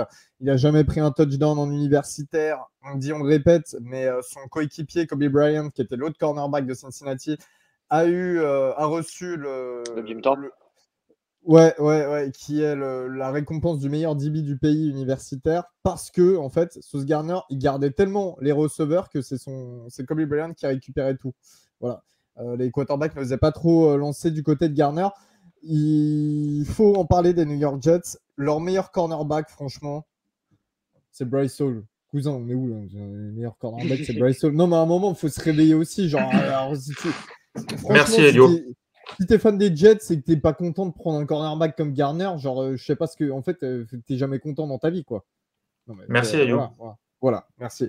Donc, Charles Cross, Sauce Gardner, personne n'a rien à dire là-dessus. Absolument rien, à part que là, tu viens d'enterrer les derniers fans des Seahawks qui étaient sur le chat. C'est-à-dire qu'ils viennent de voir passer Gardner et tu viens de le pick. Je t'avoue que là, ils sont pas bien, là. Gros cœur sur vous, gros cœur sur vous. On passe au choix numéro 11 et on va justement te voir, Ryan, parce que donc Ryan, fan d'LSU, mais fan en NFL des Washington Commanders. Et vers qui tu t'orienterais? Pareil, encore une fois, une équipe qui a 10 000 options. Tu te démerdes et tu meubles pendant 15 secondes. Bip, bip, bip, bip, bip. J'aurais mis une musique de comme ça, tu vois. Mets-le à l'envers pour avoir le nom devant. Mais l'avantage, c'est que Val, avec le maillot de chorale, il avait prévu, tu vois. Non, mais... Il était trop occupé à m'insulter sur. Et là, je suis de retour. Et donc, tu vois mon pic, d'accord. Et en vrai, je peux rien te dire de plus que ce que j'ai déjà dit à la première mock. Corner, pour moi, c'est un gros need chez nous, même si quand tu vois les noms qui peuvent être ronflants sur la depth chart, tu peux te dire que c'est pas le cas. Mais en fait, tous les trucs qui m'intéressent, ils sont déjà partis. Kyle Hamilton, c'est plus là. Il y a des receveurs, mais j'estime que la QV est tellement deep que tu peux adresser ce need un petit peu plus tard. Les linebackers, je me dis c'est con de dépenser un pick 11 là-dessus quand personnellement j'ai 2-3 petits coups de cœur qui seront là dans les prochains tours. Mec, Derek Stingley, il a un plafond qui est tellement élevé et les gens ils veulent pas le comprendre. C'est juste avec ce pick là, tu vois, même le need au poste de safety, il y a peut-être moins qu'on le règle par des petits bricolages ou quoi. Donc voilà, tu me demandais mon pick numéro 11 à Washington, il est là. C'est le meilleur cornerback de college football, n'en déplaise à certains comme Val, qui sont grincheux et qui aiment trop la sauce. Moi, personnellement, Stingley, c'est mon gars. Regarde. Il a haussé les sourcils. Regarde-le, lui. Est-ce qu'avant de passer au pic suivant, Ryan, tu peux nous lâcher un mini freestyle, vite fait? Il n'y a pas de freestyle, gros. Il n'y a pas de freestyle ici. Et lui, on va l'appeler Fred. C'est Fred de Sky, frère, c'est affolant. Il a cru que c'était Il Planète des dédicaces pour les subs. Non, mais 52 personnes en live, on essaye de lancer des carrières. Bon. On va passer au pic suivant. Donc, Derek Stingley, comme la dernière fois, du côté de Washington. Ryan, tu bouges pas sur ce choix. Et encore une fois, voilà, sans sa blessure, Stingley aurait été très probablement de façon considérée comme le cornerback numéro 1, sans aucun souci, de cette draft. On passe du côté... Elio, oui. Juste, tu peux me promettre un truc? Non. Tu vas porter tes couilles, ce qui te sert de baloche, là, et tu vas avoir la même réaction avec le prochain pic que ce que tu as eu sur la première mock. Exactement, je suis d'accord. Moi, j'appuie. Tu vas porter tes baloches à un moment. Tu vas porter tes baloches et tu vas arrêter de faire la petite victime parce que c'est Val, d'accord? Alors, de 1, je ne suis pas une victime. De 2, de toute façon, Valentin, il habite plus loin que les frontières françaises. Donc, les Minnesota Vikings au pic numéro 12. Et on a Vikings France, hein, Axel qui est dans le chat. Je l'ai vu juste avant. À qui on fait des gros bisous. Axel il est en train de se dire putain, ils ont pris Jaquan Brisker. C'est con. Ils en sont pas loin. Valentin, mais il va nous expliquer. En vrai, Guigui, tu m'as fait peur, je te jure, je suis allé voir notre tableau parce que j'étais sûr que c'était Brisker qui avait été pris. C'est affolant la mauvaise foi du titre. Vas-y, Val. Alors, déjà, j'ai demandé conseil à Vikings France, donc s'il y a un problème par rapport au poste, vous allez le voir lui, si vous êtes fan des Vikings, parce que moi, j'étais parti sur George Karlaftis, ou Karlaftis, je ne sais plus comment, chaque fois je me trompe sur son nom, mais sur George Bourdieu. Karl, on va l'appeler Karl. Donc, j'étais parti sur Karl, ce qui me semblait être un bon choix pour cette D-line des Vikings qui a toujours été quasiment une très bonne D-line, sauf que là, il y a eu quelques petits départs. Maintenant, monsieur Vikings France m'a dit « Je veux un cornerback ». Très bien, j'exécute, mais qui il me reste? Parce que monsieur Stingley a été pris juste avant, j'aurais pris Stingley. Il me reste Booth, Junior, il me reste McDuffie, et il me reste Kaiir Elam et notre ami de... d'Auburn, McCreary, voilà. Donc, je pense que c'est un petit peu plus tard quand même. Donc, j'étais parti sur ces trois-là. Donc, je me suis dit, tiens, je vais essayer de comparer un petit peu gabarit, qualité sur le terrain, etc. Je me dis, allez, je pars sur l'année dernière. Qui était le meilleur corner ou même le meilleur corner pré-saison, c'était Kaiir Elam, qui était annoncé prototype NFL, très jeune. C'est le plus jeune de tous les corners. Il a à peine 21 ans. Je dis, bon, je vais regarder Kaiir Elam. 1678 snaps en 3 saisons. 2 TD sur sa tête et 185 yards d'encaissé 7 saisons. Contre Alabama, niveau NFL. 2 catchs, 36 yards. Encaissé sur 7 targets. Et il a 2 PBU, donc pass break-up. Je me suis dit, même si je ne l'aime pas, je vais aller voir Booth, qui est plutôt en plus un mec que tu vas mettre sur de la zone. Mais vas-y, je vais voir Booth. Je le connais, mais je vais voir ses stats. 326 yards. Donc, c'est quasiment 1,8 fois plus que Elam. 2 TD sur sa tête. Il a sorti des chiffres avec des virgules. Ah, gros, je suis allé tout chercher pour Elam. Je l'aime quand il part comme ça, Val. Il est moins expérimenté, légèrement plus vieux. Il a 21,5 ans, mais légèrement plus vieux. Et bien plus blessé que Elam. Il s'est encore blessé pendant l'intersaison. Donc, après, j'avais McDuffie qui battait Elam sur point de vue statistique. Maintenant, McDuffie a aussi bénéficié d'avoir un deuxième très gros corner qui était Kyler Gordon. Mais je pense que c'est un très bon corner, mais qui était plus sur un mec à 5'11 que potentiellement qui va très bien jouer sur l'extérieur, je pense, mais qui va aussi apporter en poste de slot. Et moi, dans un premier temps, je le mettrais plus sur le slot et pour le faire progresser ensuite sur l'extérieur. Mais c'est un très bon corner. Donc j'ai pris la décision de partir sur Kaiir Elam de Florida. J'ai très bien explosé, je pense, ces problèmes sur nos podcasts avec Ryan et sur la première émission où Guigui prend Elam aux Eagles. Ouais. Je pense que Kaiir Elam, en 2020, c'est un monstre absolu. En 2021, il y a le problème de la défense qui a été catastrophique. Mais je pense qu'il y a le fait que déjà, malheureusement, par rapport à un Sauce Gardner qui a fait une excellente saison, un Stingley qui a un potentiel mais qui ne jouait pas, Et par rapport à un Booth qui a été un peu toujours là, entre la 3 4e place, tu sais pas trop pourquoi. Donc, des fois, il passe 3, des fois, il passe 5, des fois, il passe 4. Donc, il a un peu pris à cause de ça. Je pense qu'il y a une autre chose qui va faire baisser sa cote, malheureusement, à notre ami KRLM, c'est Kadarius Toney. On part encore peut-être potentiellement sur un gogol de Floride.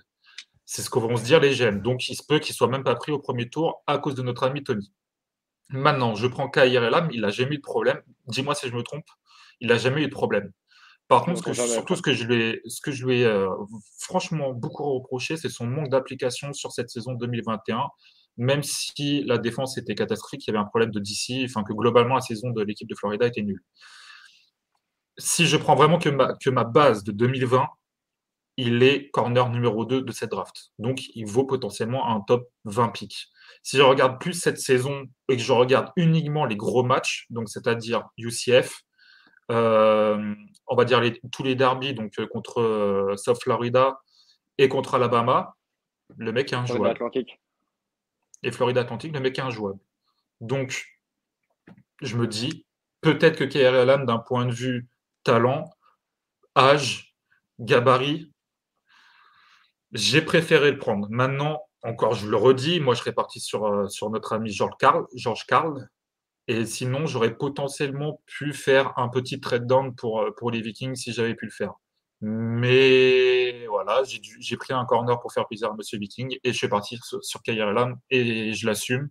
J'ai les stats, j'ai le potentiel, j'ai l'âge, monsieur. J'ai tout. Et je pense que son problème d'application sera facilement corrigé parce que je ne pense pas que ce soit un débit de Floride comme on a pu le voir assez récemment. Merci, il a dit les termes, monsieur. Il a dit les termes. C'est pour ça qu'on t'aime, Val. C'est comme ça qu'on veut te voir, mon grand. Maintenant qu'on vient de me chercher sur... Ah gros, maintenant qu'on vient de me chercher sur McDuffie, je l'entends. Qu'on vient de me chercher sur Bouffe, ferme ta gueule. Et qu'on vient de me chercher sur un autre joueur, va voir ça avec Vikings France. Ouh, Donne ton adresse. Donne ton adresse. RDV 2h du match, on parking du Auchan, ma gueule. S'il y a un problème. Au choix numéro 12, vous pouvez... on t'entend pas, Yo. Vous m'entendez pas, là?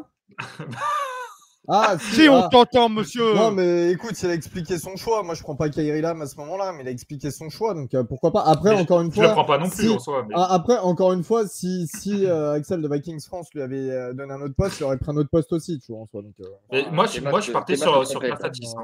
Je partais sur Karlaftis. Et je pense qu'il n'y a personne ici qui va me dire non, c'est un mauvais choix. Après, moi, j'écoute Vikings. Toi, je ne suis pas fan des Vikings. Donc, j'écoute Vikings France. Ok, très bien. On passe. Alors que Charles nous dit dans le chat qu'il aurait préféré Stingley. Bah ouais, mais c'est con, je viens de le. Et il est parti juste avant. Sinon, je prenais Stingley, c'est sûr. Tout de suite, le choix numéro 13, les Houston Texans qui avaient récupéré donc Aidan Hutchinson en choix numéro 3, deuxième pick. Attends, excuse-moi. Viking, en fait, je vais te dire la vérité maintenant. J'ai pris le pire cornerback pour continuer à te rouler sur la gueule tous les ans. T'es nul, ton équipe va finir dernier de la conférence, t'es nul. Voilà.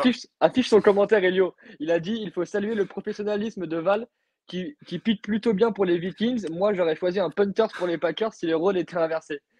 Pour donner un peu de contexte à la. Pémas, malheureux, là, malheureux. Moi, je partais sur Cap. C'est toi qui m'as dit prends un corner. Ben, assume tes choix, gros. Assume tes choix.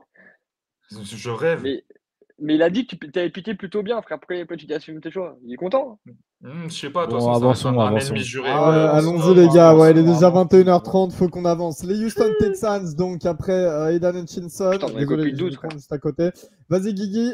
Les Texans, choix numéro 13. Choix numéro 13 pour les Texans. Du coup, leur deuxième choix du premier tour. Après au troisième choix, ils ont récupéré Hutchinson. Moi, je suis parti sur un receveur pour donner une arme à David Mills, qui franchement, personne n'attendait rien de lui la saison dernière. Et Davis, s'il te plaît, Davis. Je m'énervais à dire David. J'ai dit David? Ouais, t'as dit David Mills. Ah, pardon, alors Davis Mills, ça avait fait 2 S. J'ai du mal avec S. Quand il y a un mec en cellule comme ça qui te reprend, gros, tu n'existes pas. Moi, je dis oui. Hein. Vas-y, avance, bordel. Il n'y a pas les photos du match de cet après-midi qui sont sorties, mais attention encore. Avance. Du coup, je vais lui donner une arme à notre ami Mills. Et je vais prendre pour moi le meilleur receveur de sa draft, tout simplement. C'est Treylon Burks, le receveur d'Arkansas. Bon route runner, grand comme tu l'aimes, très bon sur les balles 50-50. C'est un bon bloqueur. C'est pas le meilleur, c'est un bon bloqueur. Ça reste un bon bloqueur. Ça suffit pour moi pour un receveur, on va dire. Donc ouais, pour moi, le choix me fait plutôt sens. Après, comme on a dit tout à l'heure, en fait, ils ont tellement de choix partout, enfin de besoins partout, à les Texans, que je me dis ou en tout cas pour moi, prendre le top player à un poste, c'est rarement dégueu. Donc voilà. Voilà pourquoi le choix de notre ami Treylon Burks d'Arkansas.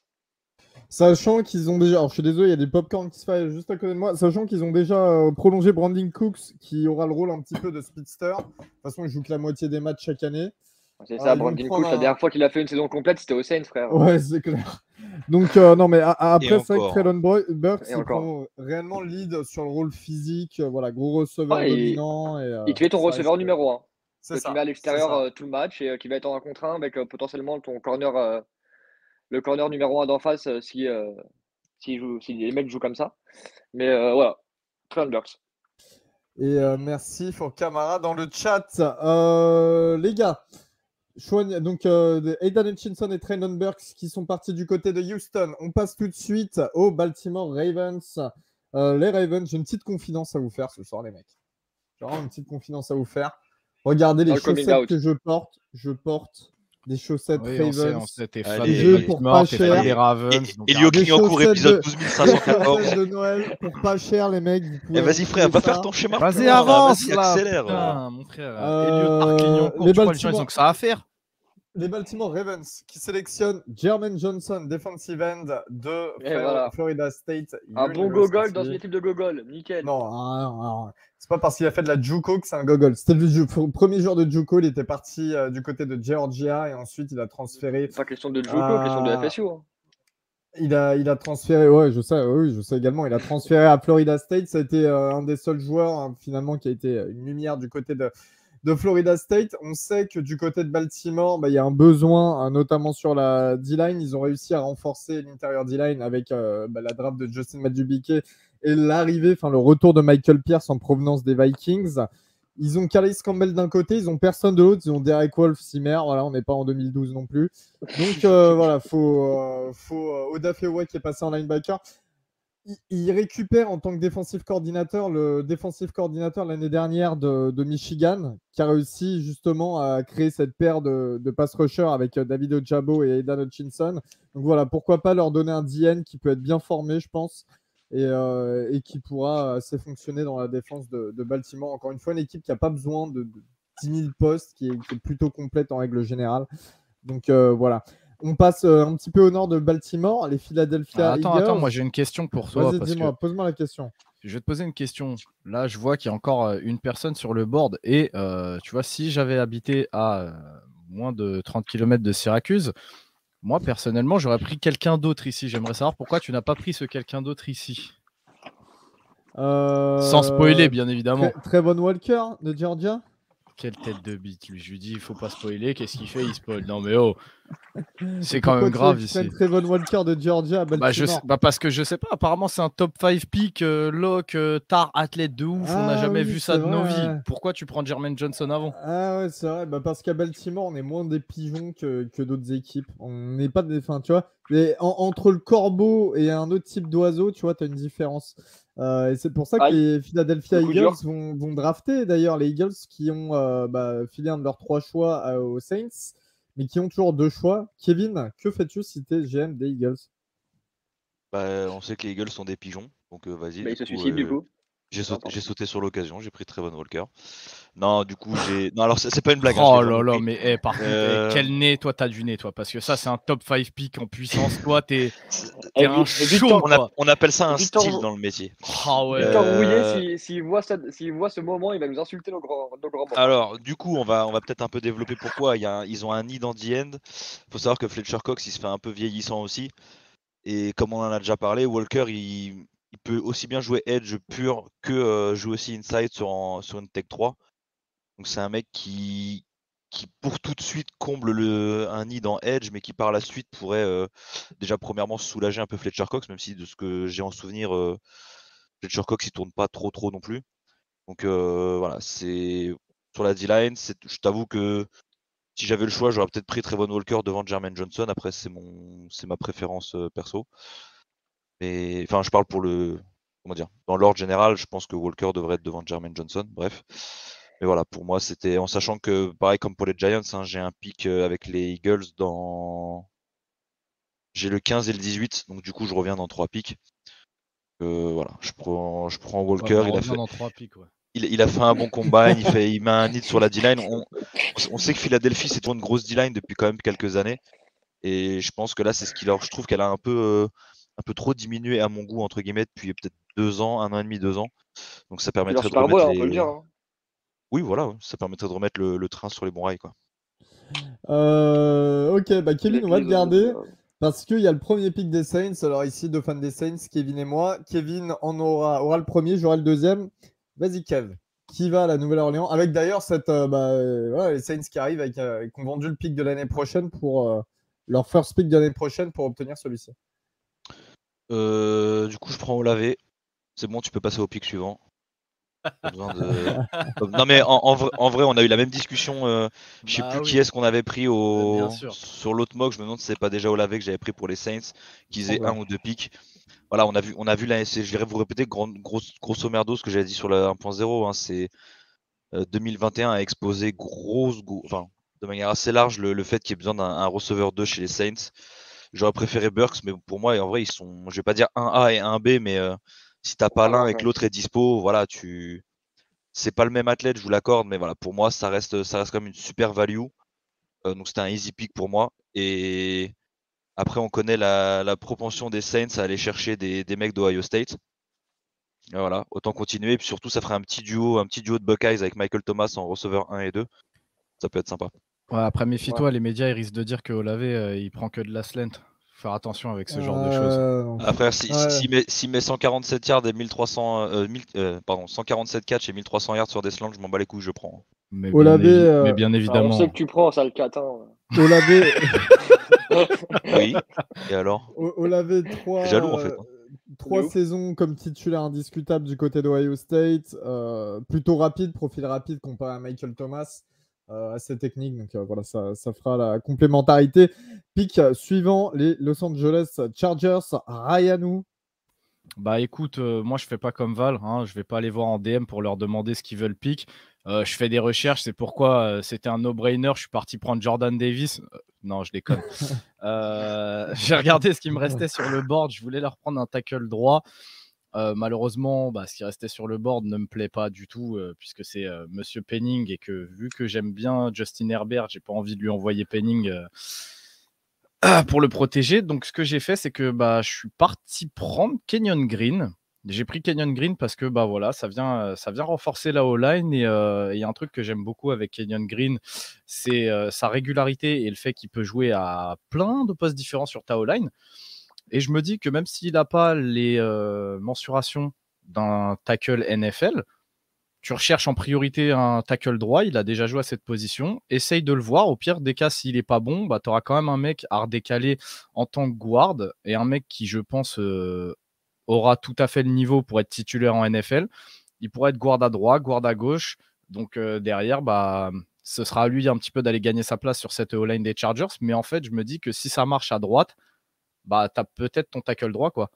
Tu as peut-être ton tackle droit en attendant d'avoir mieux si vraiment il n'est pas élite. Tu pourras peut-être aller chercher plus tard du mieux et lui le redécaler en guard derrière. C'est comme je te dis, j'aime beaucoup ce joueur, j'aime sa régularité. Il a joué en sec contre des grosses défenses et il peut jouer 3 postes sur 5 sur la O-line. Donc vas-y, prends-le quoi. Prends-le dans tous les cas. C'est con parce que derrière, tu auras un joueur de rotation sur les autres années. Mais en fait, si ça marche en right tackle, tu n'as plus à te poser la question de qui je mets pour protéger Justin Herbert.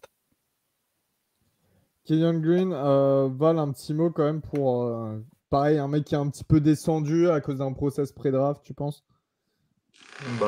Oui, c'est tout. Il n'y a pas besoin d'en parler plus de ça. Je pense que c'est un véritable, c'est un véritable bon choix. Et moi, il me rappelle un petit peu un mec comme Elgton Jenkins qui est au Packers et qu'on avait pris au 2e tour, au 3e même, je crois. Donc, venez pas me dire qu'Elgton Jenkins n'est pas un premier tour. Donc, non, il n'y a rien à discuter. Il a très bien expliqué et voilà. Et les amis, on a Théo qui vient d'arriver, qui a pris son 11e mois d'abonnement de niveau 1. Chiche.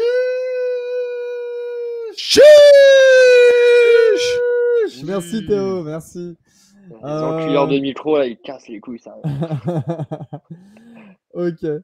Les gars, on passe au pick suivant. Alors, les Chargers qui prennent Kenyon Green de Texas A&M. On est à la moitié de la draft. Juste encore une fois, petite pub. On fera les 7 tours de draft en live sur Twitch. On démarrera vers 23h, 23h30 avec plein d'invités et puis plein de discussions différentes. Et ensuite, on couvrira tous les tours en direct sur Twitch. Donc, n'hésitez pas à être avec nous, à rester. Ça peut être plutôt sympa. Et puis, le troisième jour, en général, on aime bien vous inviter à venir passer, donner carrément en vidéo vos impressions. Ou directement chez Elio, on vous donnera l'adresse en DM. Voilà, on fera comme ça, il y a le chien qui attend devant. Comment tu parles de Mojo, sérieux? Je vais dire, Mojo, il a pris un train, il a dit à personne, wesh. Mojo fait un effort. Il y a Titos qui dit Gus commençait à se retrouver à Seco Strip Club. Merci pour l'abonnement. Merci Théo, merci vraiment. On passe au choix suivant. Donc, les Philadelphia Eagles, deuxième pick après le premier. Donc, Trevon Walker, le DN de Georgia, qui est parti au pick numéro 15. Que font-ils au pick numéro 18, nos Eagles, Kevin?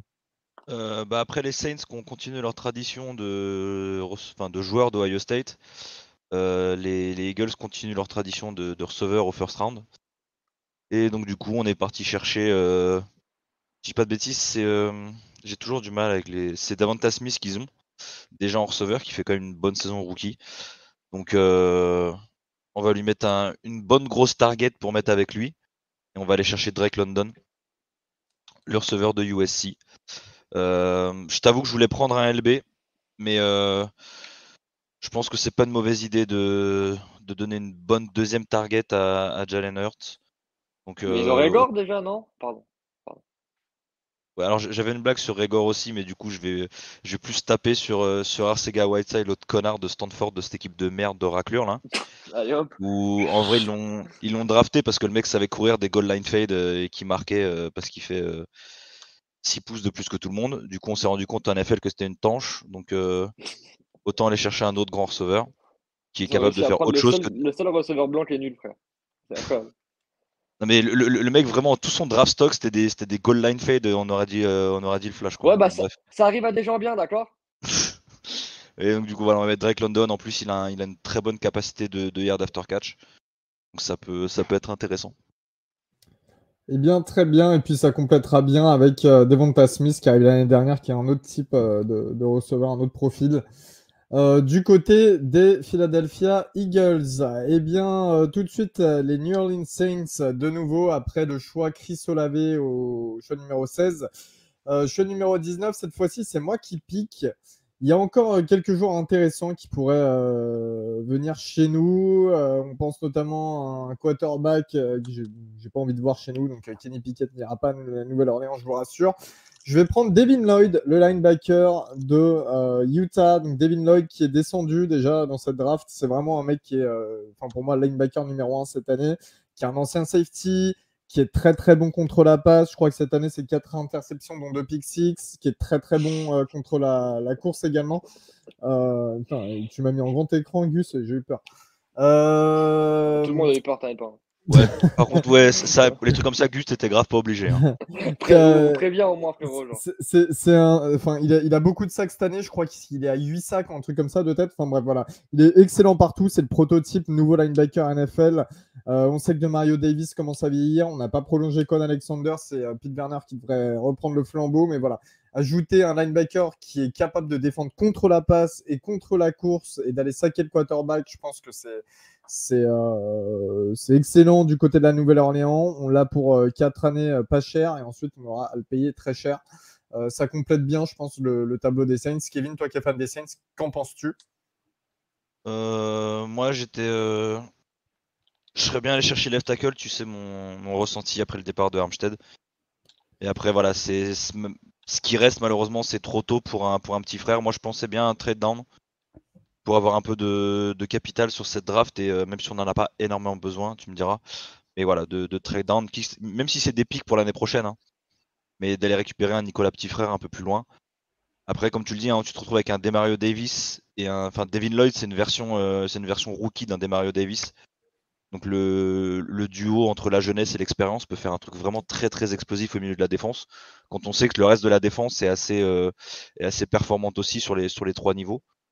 Donc pourquoi pas. Je t'avoue que moi, mon ressenti, c'est l'offense qui a besoin d'être améliorée. Donc avec 2 first round picks, je serais bien allé chercher 2 joueurs d'attaque. Ça fait très longtemps que chez les Saints, on n'a pas dit ça quand même. Mais du coup, voilà. Après le choix, j'aime bien le choix, même s'il vient d'une autre équipe de mort. Mais bon, c'est pas grave, je ferai avec. Puis, Disons que c'est pas le pire que tu aurais pu prendre. Puis Demario Davis, dans l'apprentissage, en rôle de mentor, c'est quand même assez excellent. Et puis on sait qu'il a toujours eu des très bonnes relations avec quel que soit l'autre backer qu'ils ont mis avec lui, que ce soit Kwon quand il est venu ou je sais plus qui y avait juste avant Alexander. Donc il n'y a pas de doute là-dessus. Ok, on passe tout de suite dans le chat. Bon, c'est plutôt d'accord hein, sur le choix Devin Lloyd, il me semble, à part les insultes qui s'envoient entre eux avec Mojo. Et puis juste pour terminer quand même, au poste de tackle, il y avait Bernard Raymond de disponible, il y avait Trevor Penning. Enfin, moi je les prends jamais au pick. Nicolas Petit Frère, comme tu l'as dit, je les prends jamais au pick 19. Jamais de la vie, jamais. Jamais. Bref, le choix des Pittsburgh Steelers, choix numéro 20. Guillaume, toi qui es fan de la franchise, qui vas-tu sélectionner cette année pour tes Steelers chéris? Bah, du coup, j'avais plusieurs options. On a plusieurs needs cette année. Évidemment, on a le need au poste de quarterback. On a un need sur le poste de D-line à l'intérieur. On a un poste de corner aussi, où Joe Hayden a toujours signé nulle part. En tout cas, il n'a pas signé chez nous, il n'a pas signé autre part. Donc là, du moins, je ne l'ai pas vu. Et on sait à quel point ça a été compliqué niveau corner avec le départ de Nelson l'année dernière. Donc du coup, j'ai fait une petite recherche et je sens on va se foutre de ma gueule hein, sur ce pick parce que ça va à l'encontre de toutes mes valeurs. Mais du coup, il y a un petit D-line de SEC qui fait un peu bander beaucoup de monde, notamment par son combine. C'est Jordan Davis, que j'ai tout absolument pas pris. J'ai pris Kenny Pickett, vous êtes des grands malades, j'ai pas réfléchi une seule seconde. C'est notre quarterback du futur, Inch Buddha. Et il connaît déjà les locaux, il s'entraîne sur le même terrain, il joue sur le même terrain que les Steelers. Kenny Pickett season, c'est l'héritier de Ben. Il est grand, il est mobile, il a des petites mains, j'en ai absolument rien à faire. Si tu sais lancer un ballon, tu peux avoir des mains, peu importe. Frère, tu lances un ballon, c'est très bien. Moi, je te prends dans mon équipe. Il y a des gens qui ont des énormes paluches, ils savent pas lancer un ballon. On m'en fout les petites mains. Donc voilà, Kenny Pickett reste à la maison. Kenny Pickett change même pas de vestiaire. Et Kenny Pickett garde sa place dans le vestiaire et arrive chez les Steelers. Frère, rien que t'as pas voulu prendre Jordan Davis, Elio il s'est barré, genre. Ouais, je te jure. Exactement. Non, mais je savais qu'il y en a qui allaient se dire non, il a pas fait ça, il a pas fait ça. Ça me faisait rire. Voilà, vous êtes des malades. Le jour où je sélectionne Jordan Davis, mon pote, ça sera bien le signe qu'il y a un mec qui a un flingue sur moi et venez m'aider à appeler les pieuvres, les gars. Je t'avoue, je suis allé checker quand même. T'as commencé à me faire peur là. Je suis allé vérifier le doc, tu m'as fait peur. Et juste pour Shenzo, moi ça m'étonnerait pas que Kenny Pickett soit pas starter Day One. Donc ça, il n'y a pas de souci si Trubisky commence au poste de QB. Hein. Ça, très clairement, aucun souci là-dessus. Un peu comme on a parlé de Willis et Corral. Je suis pas sûr qu'il y ait vraiment un quarterback NFL ready dès la week 1 sur la classe de cette année. Maintenant, il y a pas mal de potentiel sur le poste. Donc si, encore une fois, comme j'avais dit pour Willis, il doit débarquer après la bye week ou même juste en deuxième année, parce que Trubisky va savoir comment, mais il fait le taf. Moi, j'ai aucun souci là-dessus. Donc, c'est pas grave si Pickett start pas Day One. De toute façon, j'ai envie de dire, pour tous les gens là qui nous regardent, ici à TTP, on n'est pas fan du move d'envoyer ton QB au feu directement dès sa première année. Et ouais. Ça, peu importe son nom. On le disait déjà sur Joe Burrow qui était un crack, on le dira encore l'année prochaine sur d'autres. Quand tu draftes ton QB, c'est pas un move que tu fais à la légère, ça te demande beaucoup de choses, beaucoup de réflexion.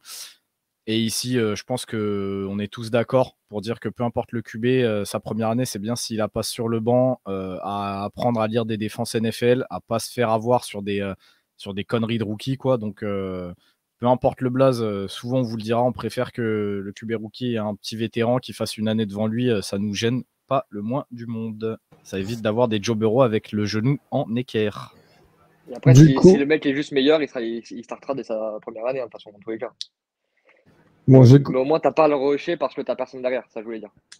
J'ai cut la caméra vite fait. Je ne sais pas pourquoi j'ai la photo de profil de Ryan d'ailleurs. Parlons-en de ça.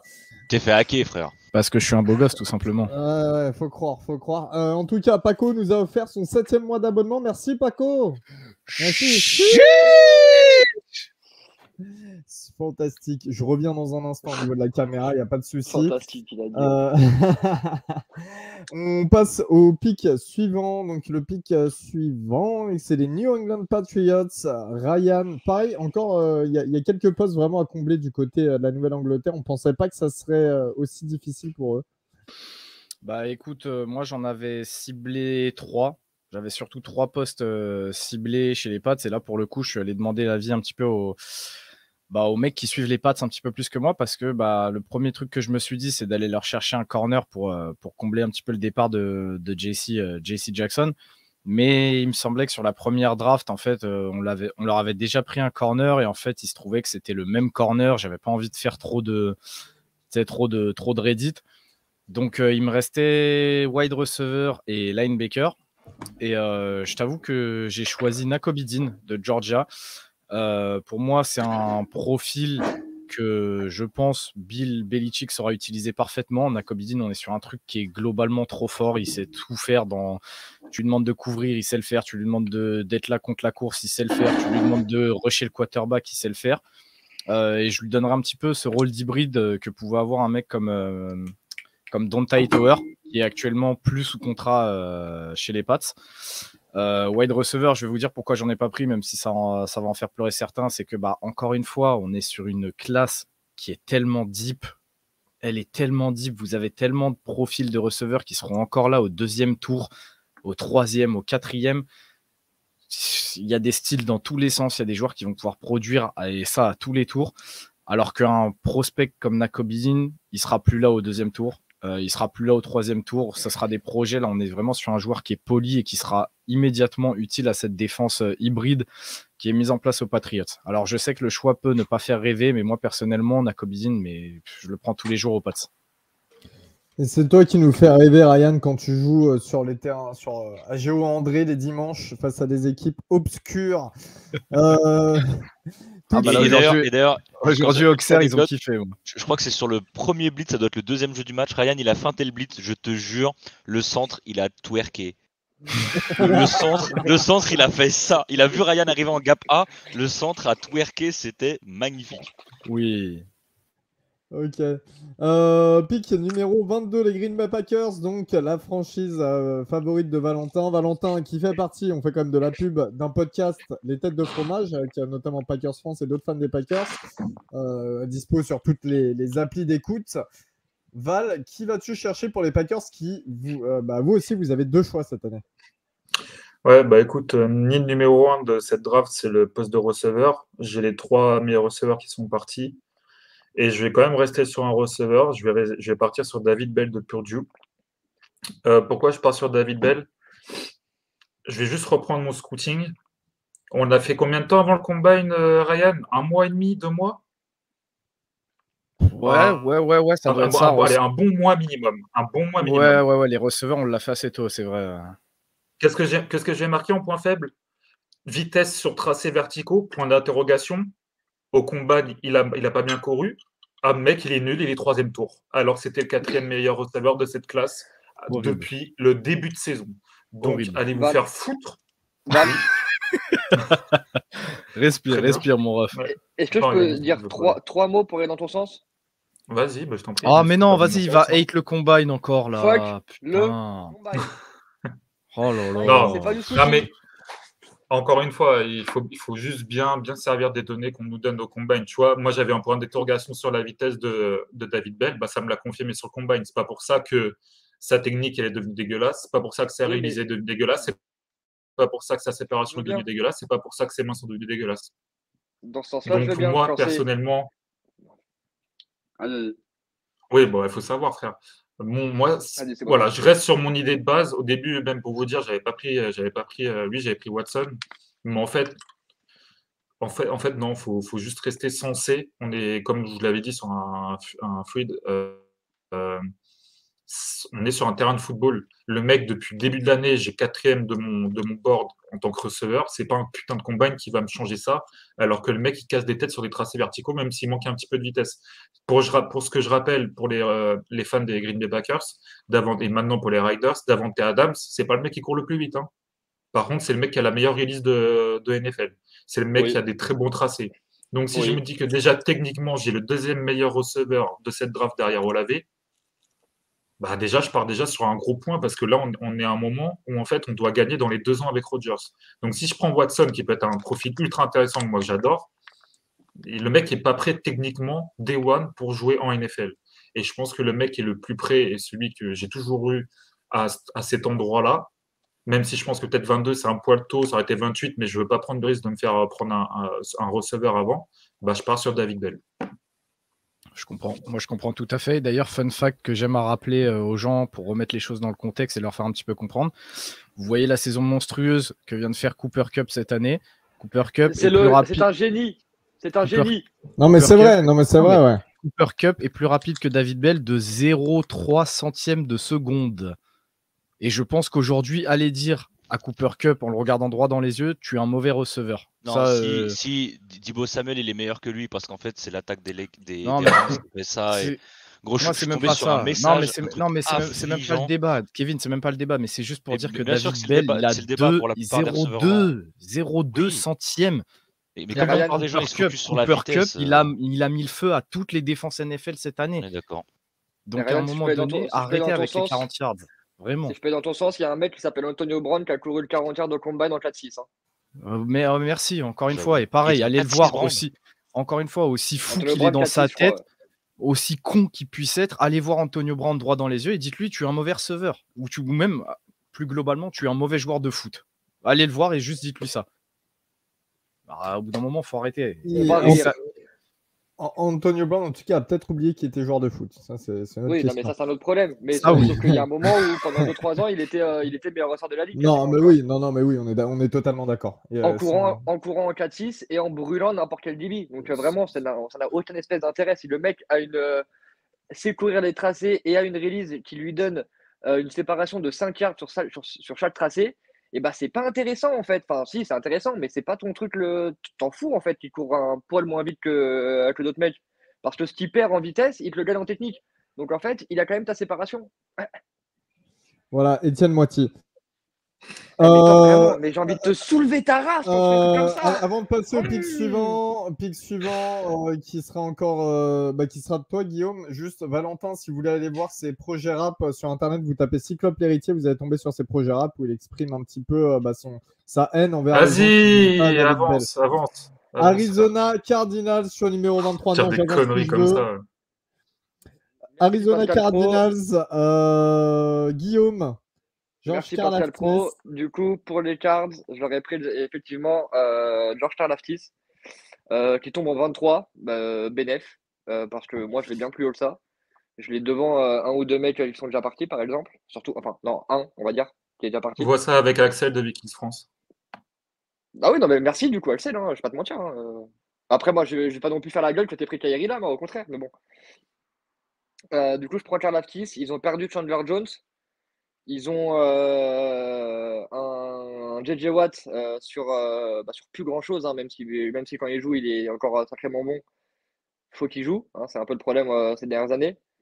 Donc, je pense qu'au poste d'edge, tu as un need assez clair. Il faut remplacer la production de Chandler Jones, qui était encore à une quinzaine, vingtaine de sacs la saison dernière, je crois. Donc ça va faire un gros trou. Chandler Jones qui est parti aux Raiders, si je dis pas de bêtises. Donc voilà, si tu as Karlaftis là de dispo, tu sautes dessus. Sinon, après, un corner, ça aurait pu faire sens.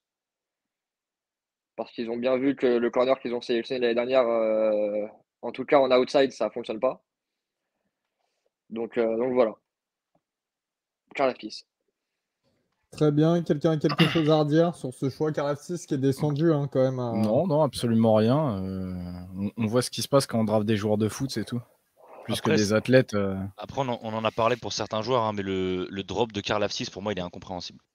Oui. Après, je veux bien que des Jermaine Johnson ou des Trevon Walker rise après le combine, mais qu'un Karlaftis drop, pas forcément dans l'ordre, on va dire, dans l'ordre entre les D-end, mais dans l'ordre général, un Karlaftis descende autant, pour moi, c'est très pour étrange. Moi, personnellement, dans mon board, je l'ai devant Jermaine Johnson. Je l'ai à peu près au même niveau que Walker. Si tu prends l'un au-dessus de l'autre, ça me dérange pas trop. Il était même au-dessus. Pour moi, il était 2A, 2B avec Hutchinson. C'est pas. Ouais, moi, je l'ai un peu en dessous quand même. Pour moi, il a quelque chose qui. Il a un high motor. Techniquement, il est très bon en fait. Et surtout, il est très bon. Il prend 0 playoff, comme tu dis. En tout cas, c'est un. En restant dans le truc du premier tour, on va dire, avoir Karlaftis en 25, en 23, tu peux commencer à appeler ça un style, selon moi en tout cas. Ah oui, je pense. Oui. D'ailleurs, très sympa, on vient d'avoir les 2 joueurs de Purdue qui viennent d'être sélectionnés là après. Ouais, juste là, il y a back Purdue. Ouais, sympa. Bon, Elio qui est en train de parler de la présidentielle et du fait qu'il ait voté Marine. Donc vas-y Elio. Oula. Alors, enchaîne, s'il te plaît. Les insultes quand même là comme ça aussi fort. En même temps, après avoir voté Trump, c'est assez logique. Hein. Ouais, c'est bon, on les dégage. Là. On va rester entre bons. Entre bons quoi Entre bons quoi Pourquoi il n'était pas si loin de la vérité hein. Bah pour le coup, tiens, regarde, allez, on est 2v2 maintenant. Au niveau des origines, on est 2v2, ça y est. Non, en plus, ouais, non, mais en plus, c'est vrai. Non, mais en plus, c'est vrai que genre, j'ai même pas calculé quand j'ai dit ça, mais c'est vrai que c'était très tendancieux. Ah oui, très. Non, vraiment, je voulais absolument pas dire ça. Non, parce que vraiment, non, ça va. Par pitié. Des conneries, alors que je pensais absolument pas à ça. Il a dérapé si D'ailleurs, non, cependant, en parlant de ce genre, de choses, c'est vrai qu'en parlant de ce genre de choses, vous pouvez mettre. Non, mais on s'en fout, on va parler foot par contre. Non, mais justement, mais ferme ta gueule parce que je suis en train de rebondir sur un truc. Vous pouvez me parler de cette chose-là parce que là, on va au pic 24 des Dallas Cowboys et en effet, si je suis comme. Non, mais attends, je suis en train de me demander où tu vas en venir là. Je crois qu'il continue à creuser. En général, t'es fan, t'es proprio des Cowboys. Bon. Il s'en sort pas là. T'es pas du bon côté de la barrière. T'es pas du bon côté de la barrière quand même. Comment t'es dans la merde? Oh, elle était effrayante. On est en train de parler de Marine Le Pen, il fait gros si t'es propriétaire des Cowboys. Il fait oh là là. Aidez-le. Non, mais par c'est vrai. pitié, aidez-le là. C'est vrai, on va pas parler de Monsieur Jones, mais. Jerry Jones, plus gros donateur de Marine Le Pen. Bon, vas-y, avance. Coupe ta phrase, mets un point, avance. Non. Si vous voulez un aperçu de la draft de la semaine. Oh la paix. Bon, alors, pour le choix des Dallas Cowboys, je vais sélectionner Daxton Hill, le safety / cornerback de Michigan. Daxton Hill, donc, qui fait sens parce que les Cowboys n'ont quasiment plus de safety. Le poste DB, enfin, cornerback, on sait que Trevon Diggs, c'est un peu de la poudre aux yeux. C'est un joueur qui aura... De perdre un pampan, ouais, ça, super. Ce soir, on se les fait tous. Bizarrement, il t'a pas sorti, Kevin. Hein. Ouais, mais je sens que ça va pas tarder là. Bon, non, mais par contre, ouais, trêve de plaisanterie avant. Non, mais je te dis, les gens ils sont pas là. Ouais, avance. En vrai, ouais, totalement. Ouais. Daxton Hill, donc safety / cornerback de Michigan, qui va pouvoir remplir les postes un peu DB manquants du côté des Cowboys. Des Cowboys, encore une fois, il y a pas mal de trucs à faire. Il y a aussi de la O-line où il faudrait viser. Prendre un receveur après le départ d'Amari Cooper, ça serait pas non plus négligeable. Mais voilà, je préfère assurer les postes arrière. Daxton Hill, ça peut être un bon prototype s'il est bien utilisé, comme ça peut être un gros bust, disons-le très clairement. Mais de toute manière, les busts du côté du Texas et de Dallas, c'est pas ce qui manque. Voilà. Les Buffalo Bills, des amis, on voit Pierre qui est dans le chat, Pierre qui est membre de Bills France sur Twitter, n'hésitez pas à aller les suivre. C'est Kevin qui a le choix des Buffalo Bills. Ouais, du coup, moi aussi, j'ai fait un peu ma 4-1. Je suis allé demander à Pierre parce que je t'avoue que je connais pas trop le roster des Bills. Donc, du coup, moi, Et t'as dit l'idée que QB du j'avais. coup? Quoi? Et t'as dit fallait choper un QB? Ouais, en fait, c'était la seule impression que j'avais. C'était que, de toute Ouais. façon, pour moi, c'était QB. Donc, je lui ai demandé quand même au cas où, il m'a confirmé. Et non, pour moi, en vrai, en offense et front seven, ils sont relativement stack à presque tous les postes. Et pour moi, le seul doute, en fait, c'est le poste de cornerback, avec le départ de Levi Wallace à la free agency et Tre'Davious White qui ressort d'une année en ACL. Donc j'avais le choix entre Booth et McDuffie. Et on continue sur la trend de Nick les autres équipes de Pac-12, donc Nick McDuffie, Nick UW. Et donc ce sera Andrew Booth Jr., cornerback, Clemson. Voilà, pas plus. Hein. Mon plus gros argument, c'est quand même Super. Nick UW. Hein. Voilà, Super. Mais Non, nous, franchement. on aime quand les mots sont dits, tu vois. Donc Andrew Booth, le le mec, il me cornerback sort, de je vote Clemson. MLP, et après il me dit, oh là là, franchement, Nick UW, ça passe Oh, pas. non, il a pas dit ça. Allez, on arrête. On arrête avec C'est ça ça, parce que moi, regarde. ah non, par contre, C'est bon, ouais, Hello, non, je rigole, je bah, rigole, je rigole, Hello, avec calme-toi. Ah, il a le jersey, des ouais. Capitals. Il va te retrouver. Il sait où t'as dit. Cette étiquette-là, vraiment le plus loin possible de moi, les gars, s'il vous plaît. Vas-y, next. Les Tennessee Titans, numéro 26, Ryan pour les Titans. Pareil, tu peux sélectionner à pas mal de postes chez les Ouais, Titans. ouais, pas mal de postes, mais pareil, je me suis surtout concentré sur un poste de tackle droit et de guard, il me semble aussi. Je sais plus si j'avais noté guard de gauche ou guard de droit.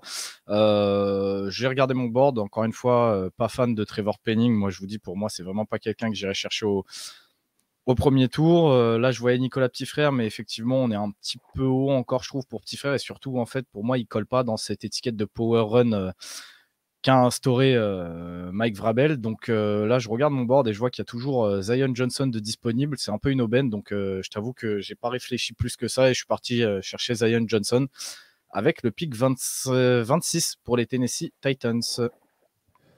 Johnson, Et prospect intéressant, ouais. ouais, juste pour la petite histoire, Zion Johnson, qui est le Zion le plus fin de tous les joueurs, de tous les sportifs américains. Zion Johnson, prospect intéressant du côté de Boston College. Ryan, tu penses que c'est un mec vraiment qui a de quoi réussir en NFL, qui vaut son premier tour? Ouais. Ouais, honnêtement, ouais. Je pensais le mettre un petit peu plus bas de base, moi, de ce que j'avais regardé de Zion Johnson. Je pensais le prendre au deuxième, troisième, et je t'avoue qu'en fait, il m'a impressionné sur son Senior Bowl. Pas tant sur le match qu'il a fait, mais surtout sur les drills, en fait, où j'ai pu voir que finalement, le joueur était peut-être plus technique que ce que je pensais. Donc, ouais, je t'avoue que mon choix, il se dirigeait soit vers un guard, soit vers un tackle. Quand j'ai vu que Zion Johnson était encore là, je t'avoue que, comme je t'ai dit, j'ai pas réfléchi plus que ça. Pour moi, il va fit parfaitement. Il y a moyen qu'il se fasse vraiment plaisir dans une attaque un petit peu plus orientée course que passe. En sachant qu'il est très bon aussi en passe pro, hein. C'est pas ce que je dis, hein. Je dis pas qu'il est mauvais, mais c'est vrai que je t'avoue que j'ai vraiment hésité entre lui et Jamari Salyer. Finalement, je me suis dit non, en fait, Zion Johnson est trop complet. Mais si je trouve Salyer plus fort, tu vois, en bloc de course, j'ai préféré assurer le côté bon à la course, bon à la passe. Donc, je suis parti prendre effectivement Zion Johnson.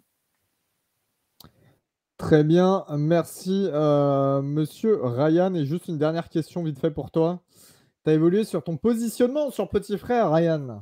J'ai pas évolué, mais en fait, je me dis toujours que faut voir où le prendre. Et à Tennessee, je pense pas que ce soit le bon choix. Même si je le trouve encore très très bon techniquement, je le vois meilleur dans dans une offense peut-être orientée West Coast, ou en tout cas qui joue peut-être un petit peu plus de passes. Là, vraiment, pour les Titans, je voyais pas l'utilité. Je le trouve vraiment pas assez dominant, en fait, en bloc de type power, tu vois. Tout ce qui est down block, tout ça, je le trouve pas assez dominant là-dessus. Il est bon, hein, mais sur ça, justement, c'est les choses qu'on avait notées avec Val. C'est sur ça qu'il va devoir travailler pour vraiment être très complet et être vraiment un top tackle en NFL. Donc, effectivement, je l'ai pas pris, je l'ai laissé passer. C'est pas ce que je recherchais en termes de profil. Choix numéro 27, Guigui, les Tampa Bay Buccaneers, avec le retour de Tom Brady cette année, après avoir annoncé sa retraite. Le quarterback star finalement revient dans le game. Qui sélectionnes-tu pour donner encore un atout, un de plus pour les Bucks? Bah justement, en fait, le retour de Tom Brady a quand même fait bouger pas mal de choses. dans le sens où tu fais revenir Tom Brady, tu fais aussi revenir pas mal d'autres mondes, d'autres joueurs à côté qui, qui veulent soit jouer avec Tom Brady, soit veulent aller gratter une bague, soit plein de choses. Donc du coup, la liste des needs, pour moi en tout cas, elle s'est vachement rétrécie du côté des Bucks. Donc du coup, de ce que j'ai pu voir, de ce que j'ai pu me renseigner un peu, je dirais que là, un de leurs plus gros needs à ce moment-là de la draft, ça pourrait être inside D-line. Parce qu'à part Vita Vea, j'ai pas vu grand monde. On ne sait pas si Sou va re-signer encore. Donc au moment où on parle, Sou n'a pas re-signé, donc je pars du principe que Sou n'est pas dans l'équipe actuellement. Donc du coup, je prends celui qui pour moi est sûrement le meilleur D-line.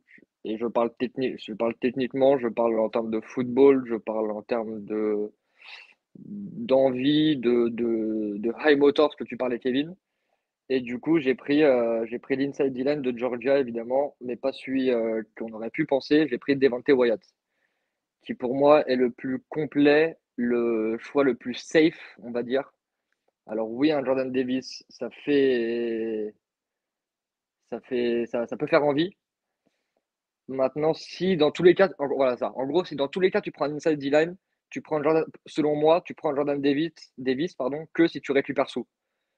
Parce que tu as besoin si tu récupères sous, tu peux te permettre d'avoir un mec en plus dans ta rotation qui va pas jouer 80% des snaps. Bon, après, on sait que ça tourne beaucoup sur la D-line, mais au moins, si là, tu pars du principe que tu n'as pas sous, qu'il te faut un vrai starter, tu prends Devonte Wyatt, tu sais qu'il peut, lui, il t'a montré en tout cas qu'il peut jouer, qu'il peut enchaîner les actions à haute intensité, à haut niveau. Ce que pour moi, Jordan Davis n'a pas montré. Je dis pas qu'il est incapable de le faire, je dis qu'il ne l'a pas montré. Et donc à ce moment-là, je pars sur le choix le plus safe à mes yeux, qui est Devonte Wyatt. Les gars, j'ai une question justement à ce propos. Est-ce que vous pensez, alors on sait que déjà c'est le premier D-tackle pris aujourd'hui à Devonte Wyatt. On sait que on parle énormément de Jordan Davis. Est-ce que vous pensez que l'apport défensif de Devonte Wyatt a beaucoup profité à Jordan Davis ou vice-versa? Je vais rester sur ce que je disais déjà depuis quelques mois. Je pense que tout le monde dans cette défense de Georgia, ou en tout cas sur ce front seven, tout le monde a profité de tout le monde en fait. Il n'y en a pas un qui a fait ressortir plus que les autres. Je pense que c'était vraiment un travail de team pour le coup, et ça se ressent énormément dans les stats qu'ils ont autorisés à la course, je parle, et aussi sur leurs stats individuelles. Vraiment, tout le monde a profité de tout le monde pour le coup. Je vois pas vraiment Jordan Davis comme le pilier qu'on a pu nous vendre. Je vois pas Devonte Wyatt comme l'homme de l'ombre qui a permis aux autres de briller. En fait, c'est vraiment tous, ils ont réussi à mettre leur pierre à l'édifice. Et d'ailleurs, c'est vraiment un très très bon boulot de la défense de Georgia. Et juste pour répondre dans le chat, je n'ai pas dit que Wyatt était le meilleur joueur de la défense de Georgia. J'ai dit que selon moi, Wyatt était le meilleur inside D-line de la défense de Georgia. Voilà. On sait tous que le meilleur joueur de la défense de Georgia, c'est Darion Kendrick, le cornerback, qui va braquer une grand-mère quand il sera en NFL. On passe tout de suite aux Green Bay Packers, les Packers de Valentin qui ont drafté David Bell au choix numéro 22. Le choix numéro 28, Valentin, vers quel poste t'orientes-tu? Wide receiver, George Pickens. Non. Je vais partir sur un poste que je réclame depuis maintenant je ne sais pas combien d'années et que j'en ai marre qu'on fasse rien sur ce poste-là. Christian Barmore. Voilà, c'est exactement ça. Alors je sais que maintenant, parce que quand je vois Christian Barmore partir début de deuxième tour, je me dis que les defensive tackles ont un petit peu moins la cote en NFL. Mais voyant Wyatt parti juste avant, et en me disant qu'il reste un Jordan Davis, donc il y a potentiellement un petit pigeon qui peut le prendre, mais que derrière, il reste des Marvin Leal, je prends des Marvin Leal de Texas A&M. Pourquoi je prends des Marvin Leal? Alors, encore une fois, moi, je rends hommage au scouting de Ryan, parce que c'était lui qui s'était occupé de lui. Et il avait déjà remarqué que ce n'était pas un athlète fabuleux, et il n'a pas eu besoin d'attendre le combine pour ça. Donc, il est quand même, et des Marvin Leal, on était assez d'accord pour se dire que c'était potentiellement notre numéro 1 defensive tackle sur cette draft. Maintenant, il y a quelques petits problèmes quand même, par exemple sur les double teams, un petit manque de puissance. Voilà. Donc, c'est un mec qui est jeune, il n'a même pas 22 ans, il aura 22 ans sur son début de saison. Et je pense que d'avoir un Kenny Clark à ses côtés, d'avoir le nouvel apport Reed, d'avoir un mec moyen mais confirmé comme Dean Lowry, ça peut lui donner du temps cette saison, en début de saison, de travailler techniquement, de travailler certaines choses et de s'installer un petit peu plus au cours de saison. Mais si on décide de le faire jouer directement en tant que titulaire, et bah, ça va libérer des espaces forcément à lui ou à Kenny Clark. Donc, on ne peut que bien s'en sortir et on aura, je pense, d'ici 2 ans, 3 ans, un defensive line très dominant, un bon titulaire, avec un Kenny Clark que si on re-signe, bah, tu as une defensive line très bonne. Et en sachant qu'on a déjà des corners et qu'on s'est trouvé une défense globalement bonne, bah, plus tu apportes je ne vais pas vous l'apprendre, hein, plus vous apportez de pression avec la D-line, plus ça facilite le travail des DB. Donc, voilà, à ce Honnêtement, moment-là. honnêtement, si votre coaching staff il ne chie pas dans la colle, de Marvin Leal, on peut être sur un crack d'ici 2-3 ans. Vraiment. C'est en plus dans le système de Green Bay, vraiment, ça veut dire que tu le glisses. Il me semble que vous continuerez à jouer de la 34 l'année prochaine. Ouais, ça veut dire que tu le places en DN 34. Il y a moyen que ce soit monstrueux. Il y a moyen que ce soit vraiment monstrueux. Il ne faut pas oublier, si je prends un exemple de Kenny Clark, on l'avait recruté, il avait 20 ans, il n'était même pas à ce potentiel-là. Il n'était même pas à ce niveau-là, Kenny Clark, qu'on l'a pris. Et pourtant, regardez le crack que c'est. Donc, franchement, Marvin Leal, c'est pareil, c'est une incompréhension de combine, de le voir tomber. C'est maintenant, tu as des mecs qui disent il est trop lent pour jouer à l'extérieur, mais gros, déjà, on t'a jamais dit de le faire jouer à l'extérieur. Il n'est pas assez puissant pour jouer à l'inter, mais à aucun moment on t'a dit qu'il serait tech 1 ou nose. C'est putain, à un moment, les mecs, techniquement, ils montent des flashs.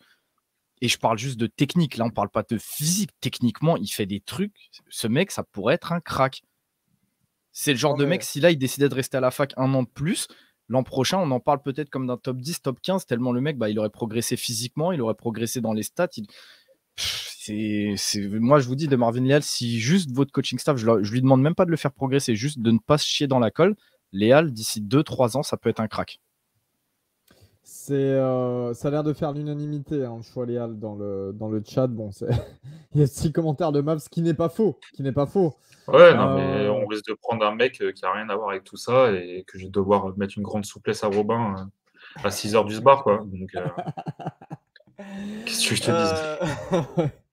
Non, mais de Marvin Leal, choix très très safe. Enfin voilà, vous avez tout résumé sur ce joueur. Encore une fois, incompréhension qui descend d'autant. Les Packers qui ont sélectionné de Marvin Leal et David Bell dans un premier temps. Les Kansas City Chiefs qui ont 2 picks back-to-back et c'est moi qui m'en occupe. Je sais qu'il y a Johan qui est dans le chat qui est fan des Chiefs. Choix numéro 29 dans un premier temps. En fait, j'ai fait des choix qui sont un petit peu osés, notamment au niveau des blessures, j'ai envie de dire. Dans un premier temps, j'ai choisi Jameson Williams, le receveur d'Alabama, qui était toujours sur le board. Alors, Jameson Williams qui sort d'une saison assez exceptionnelle. Il a 15 touchdowns, plus de 1500 yards à la réception. Il est très, très rapide. C'est un transfert d'Ohio State qui n'avait pas trop eu sa chance, en tout cas à Ohio State. Il s'est fait les croisés en fin de saison. Apparemment, il est de retour. Ça rehab, là, comment on dit. Il va mieux, quoi. Bref, voilà, il va mieux, disons-le comme ça. Ouais, convalescence, ouais, c'est bien passé, il va beaucoup mieux.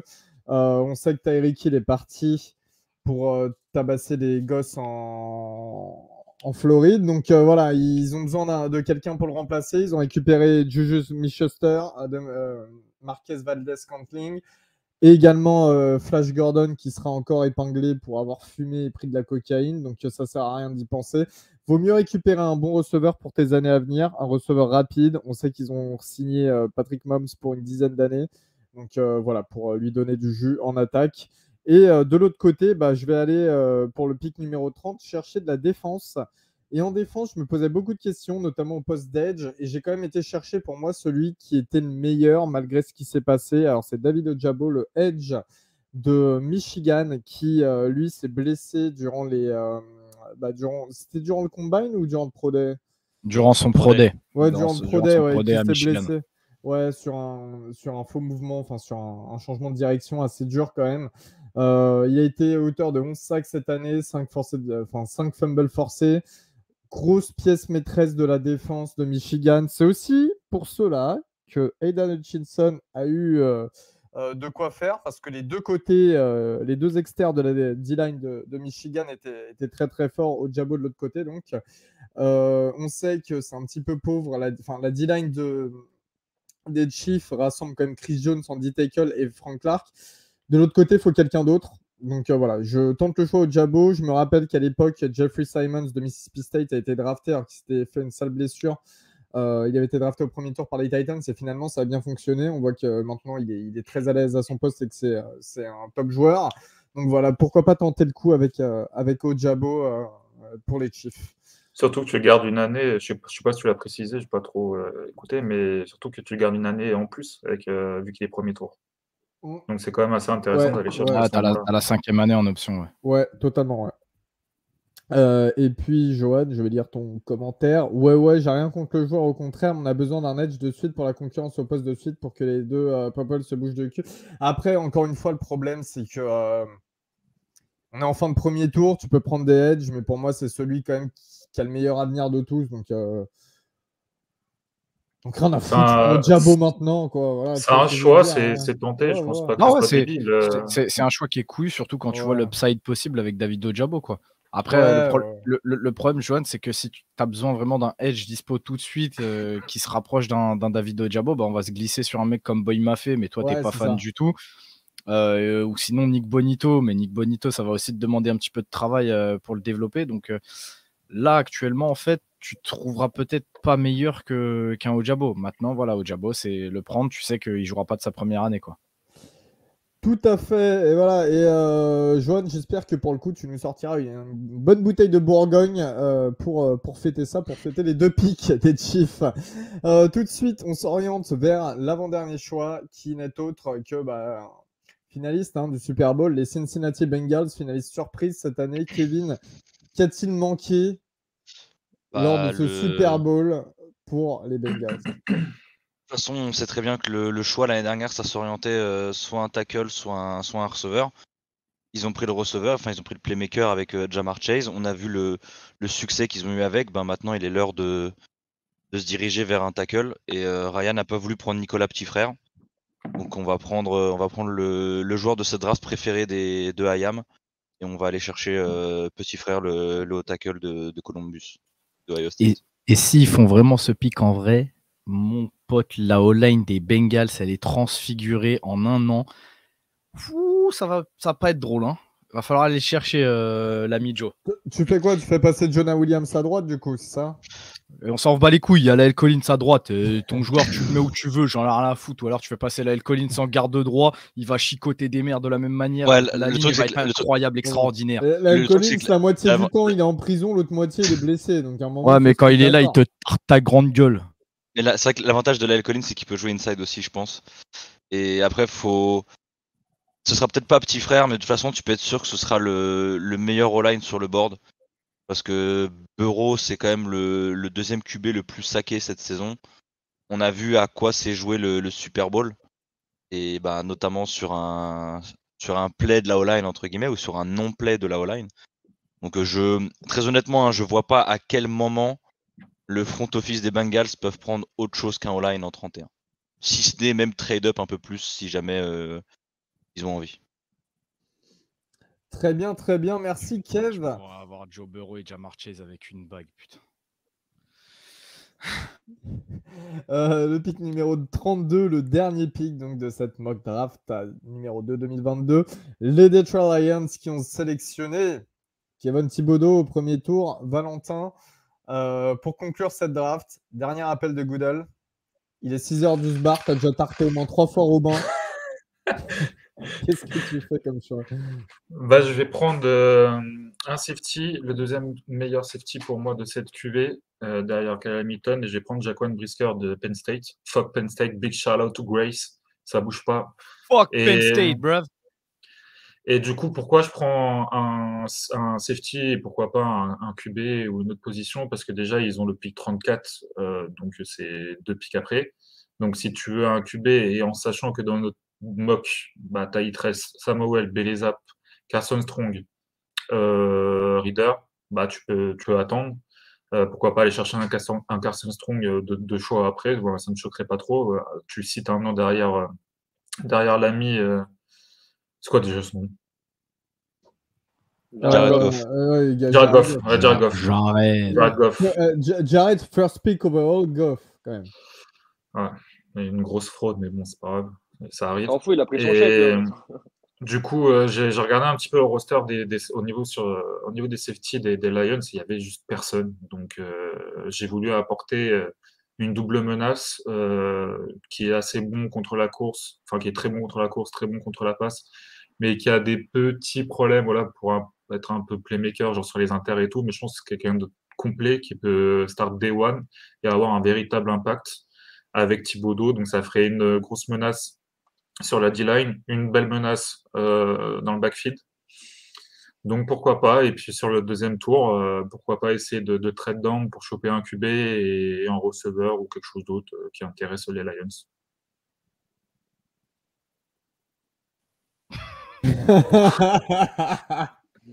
Le bâtard. Ça, c'est spécial. Et celui qui dort, pour ceux qui ne savent pas, c'est le patron de Broncos France sur Twitter. Hein. Prince, on lui fait des gros bisous, big shout-out, Prince, qui sera là d'ailleurs pendant le live de la draft. Alors encore une fois, Jacob Brisker, dernier choix. Je vais vous faire un résumé de tous les choix. Juste avant, encore une fois, on sera là pour les 7 tours de la draft sur Twitch. On commencera assez tôt, vers 23h, 23h30, parce qu'on va pas mal discuter. On a des invités assez exceptionnels. Sincèrement, c'est vraiment cool de les avoir. Je pense que ça va intéresser beaucoup de gens. On aura Ryan aussi qui normalement devrait être libérable après le dernier jour de la draft. Voilà. Et par contre, c'est pas pour bonne conduite. Hein. C'est pas pour bonne conduite, non, ça c'est sûr. Non, on fêtera sa sortie du Star le samedi. Avant de vous faire le récapitulatif final, on voulait quand même vraiment vous remercier de nous avoir suivis tout au long de cette soirée. Vous avez été encore de nombreux abonnements. Encore une fois, merci beaucoup pour Augustin et le club de strip à proximité des Champs-Élysées, non Terral non. Mais vraiment, merci beaucoup parce que vous avez été énormément. On a vu la progression depuis le début où on a démarré sur Twitch jusqu'à maintenant. Une 50aine de personnes en moyenne, c'est énorme pour un sport de niche quasiment comme ça, même si on parle de la draft, donc ça touche plus de personnes. Donc merci déjà dans un premier temps, les gars, vous avez été adorables. Et puis tout de suite, on vous fait le résumé de cette fin de draft. On refait le tour hein, pour ceux qui n'étaient pas là au début. Ouais, ça va vite. Et j'insiste, hein, vraiment, venez pour les live Twitch de la draft là en direct parce qu'il se passe des dingueries chaque année. Entre Valentin qui insulte genre des décennies, des siècles dans. Mais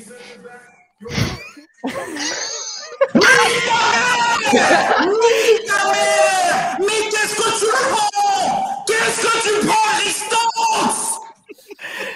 À quel moment tu dis qu'il est bon? Tu sais qu'il pour prendre stock sans prendre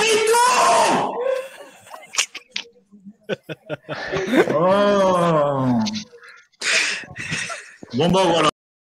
Et c'est 6 heures de ça les refs. Hein. C'est 6 heures de ça. Ouais, c'est 6 heures comme ça. Et ça, c'était il y a quasiment un an, jour pour jour. Et ça, franchement, c'est minimal par rapport à tout ce qui s'est passé l'année dernière. Donc ça va être pareil cette année. On va être totalement d'accord là-dessus. Juste pour répondre à Brésil NBA, votre classement des rookies de 2021, on reste sur le college football, on ne fait pas d'NFL après. Alors, on peut donner nos avis, bien évidemment. Après, on ne fait pas de classement et tout. Il y aura le temps. Il y a beaucoup d'autres gens qui s'occupent de ça sur les réseaux, etc. Nous, on reste vraiment au cas des CFB, mais on donne beaucoup nos avis, bien évidemment, sur les prospects. Tout de suite, le résumé. Alors, allons-y. Jacksonville Jaguars, numéro 1. Evan Neal, offensive tackle d'Alabama. Numéro 2, les Detroit Lions, Kevin Thibodeau, edge d'Oregon. Numéro 3, les Houston Texans qui vont chercher l'autre edge, Aidan Hutchinson de Michigan. Numéro 4, les New York Jets qui sélectionnent Charles Cross, le left tackle de Mississippi State. Numéro 5, les New York Giants qui sélectionnent Kyle Hamilton, safety de Notre-Dame. Numéro 6, les Carolina Panthers qui sélectionnent Ikem Ekonu, l'offensive tackle / offensive guard de North Carolina State. Numéro 7, les New York Giants qui sélectionnent Tyler Linderbaum, le centre d'Iowa. Numéro 8, les Atlanta Falcons qui sélectionnent Matt Corral, le quarterback d'Ole Miss. Numéro 9, les Seattle Seahawks qui sélectionnent Malik Willis, quarterback de Liberty. Numéro 10, les New York Jets qui sélectionnent Ahmad Garner, le cornerback de Cincinnati. Numéro 11, les Washington Commanders qui sélectionnent Derek Stingley Jr., le cornerback d'LSU. Numéro 12, les Minnesota Vikings qui sélectionnent Kyle Lamb, le cornerback de Florida. Numéro 13, les Houston Texans qui sélectionnent Traylon Burks, le receveur d'Arkansas. Numéro 14, les Baltimore Ravens qui sélectionnent Jermaine Johnson, le Edge de Florida State. Numéro 15, les Philadelphia Eagles qui sélectionnent Trayvon Walker, le DN de Georgia. Numéro 16, les New Orleans Saints qui sélectionnent Chris Olave, le receveur de The Ohio State University. Numéro 17, les Los Angeles Chargers qui sélectionnent Kenyon Green, le guard de Texas A&M. Numéro 18, les Philadelphia Eagles qui sélectionnent Drake London, le receveur de USC. Numéro 19, de nouveau, les New Orleans Saints qui sélectionnent Devin Lloyd, le linebacker de Utah. Numéro 20, les Pittsburgh Steelers qui sélectionnent Kenny Pickett, quarterback de Pittsburgh. Numéro 21, les New England Patriots qui sélectionnent Nakobe Dean, le linebacker de Georgia. Numéro 22, les Green Bay Packers qui sélectionnent David Bell, le receveur de Purdue. Et back-to-back, parce que numéro 23, les Arizona Cardinals qui sélectionnent George Karlaftis, le defensive end de Purdue également. Le choix numéro 24, les Dallas Cowboys qui sélectionnent Daxton Hill, safety / cornerback de Michigan. Numéro 25, les Buffalo Bills qui sélectionnent Andrew Booth, le cornerback de Clemson. Les Tennessee Titans au choix 26 qui sélectionnent Zion Johnson, le guard de Boston College. Les Tampa Bay Buccaneers qui sélectionnent le choix numéro 27 Devontae Wyatt, le D-tackle de Georgia. Et un autre D-tackle au choix numéro 28 pour les Green Bay Packers de Marvin Leal de Texas A&M. Choix numéro 29, les Kansas City Chiefs qui sélectionnent Jameson Williams, le receveur d'Alabama. Et également au pick numéro 30, les Chiefs qui sélectionnent David Ojabo, le edge de Michigan. Choix numéro 31, les Cincinnati Bengals qui sélectionnent Nicolas Petit-Frère, l'offensive tackle d'Ohio State. Et numéro 32, les Detroit Lions qui sélectionnent Jaquan Brisker, le safety de Penn State. Les amis, tout va bien pour tout le monde. Merci de nous avoir suivis ce soir. Extraordinaire. On se retrouve jeudi à partir de 23h, 23h30. Vous aurez l'heure exacte sur les réseaux sociaux. Jeudi, vendredi, samedi, on sera là en direct sur Twitch. On vous fait des gros bisous tout le monde et merci. Et d'ailleurs, Elio a précisé pour ceux qui nous suivent, donc Val et moi, sur la série TT Profil, les 2 derniers épisodes de la série arrivent cette semaine pour vous faire patienter jusqu'à la draft. Donc ça arrive, deuxième partie des cornerbacks et deuxième partie des safety pour vous, messieurs, dames. Pour ceux qui ont écouté aucun des épisodes, vous avez tous les détails sur le scouting de quasiment chaque joueur et des mecs sombres depuis des semaines, voire des mois. Donc, n'hésitez surtout pas à aller écouter. À jeudi à tous. Merci. On vous voit dans le chat. Merci à tous. On vous fait des gros bisous. Et on vous dit salut tout le monde. Salut tout le monde. À jeudi. Pour la semaine qui arrive. À jeudi. À jeudi.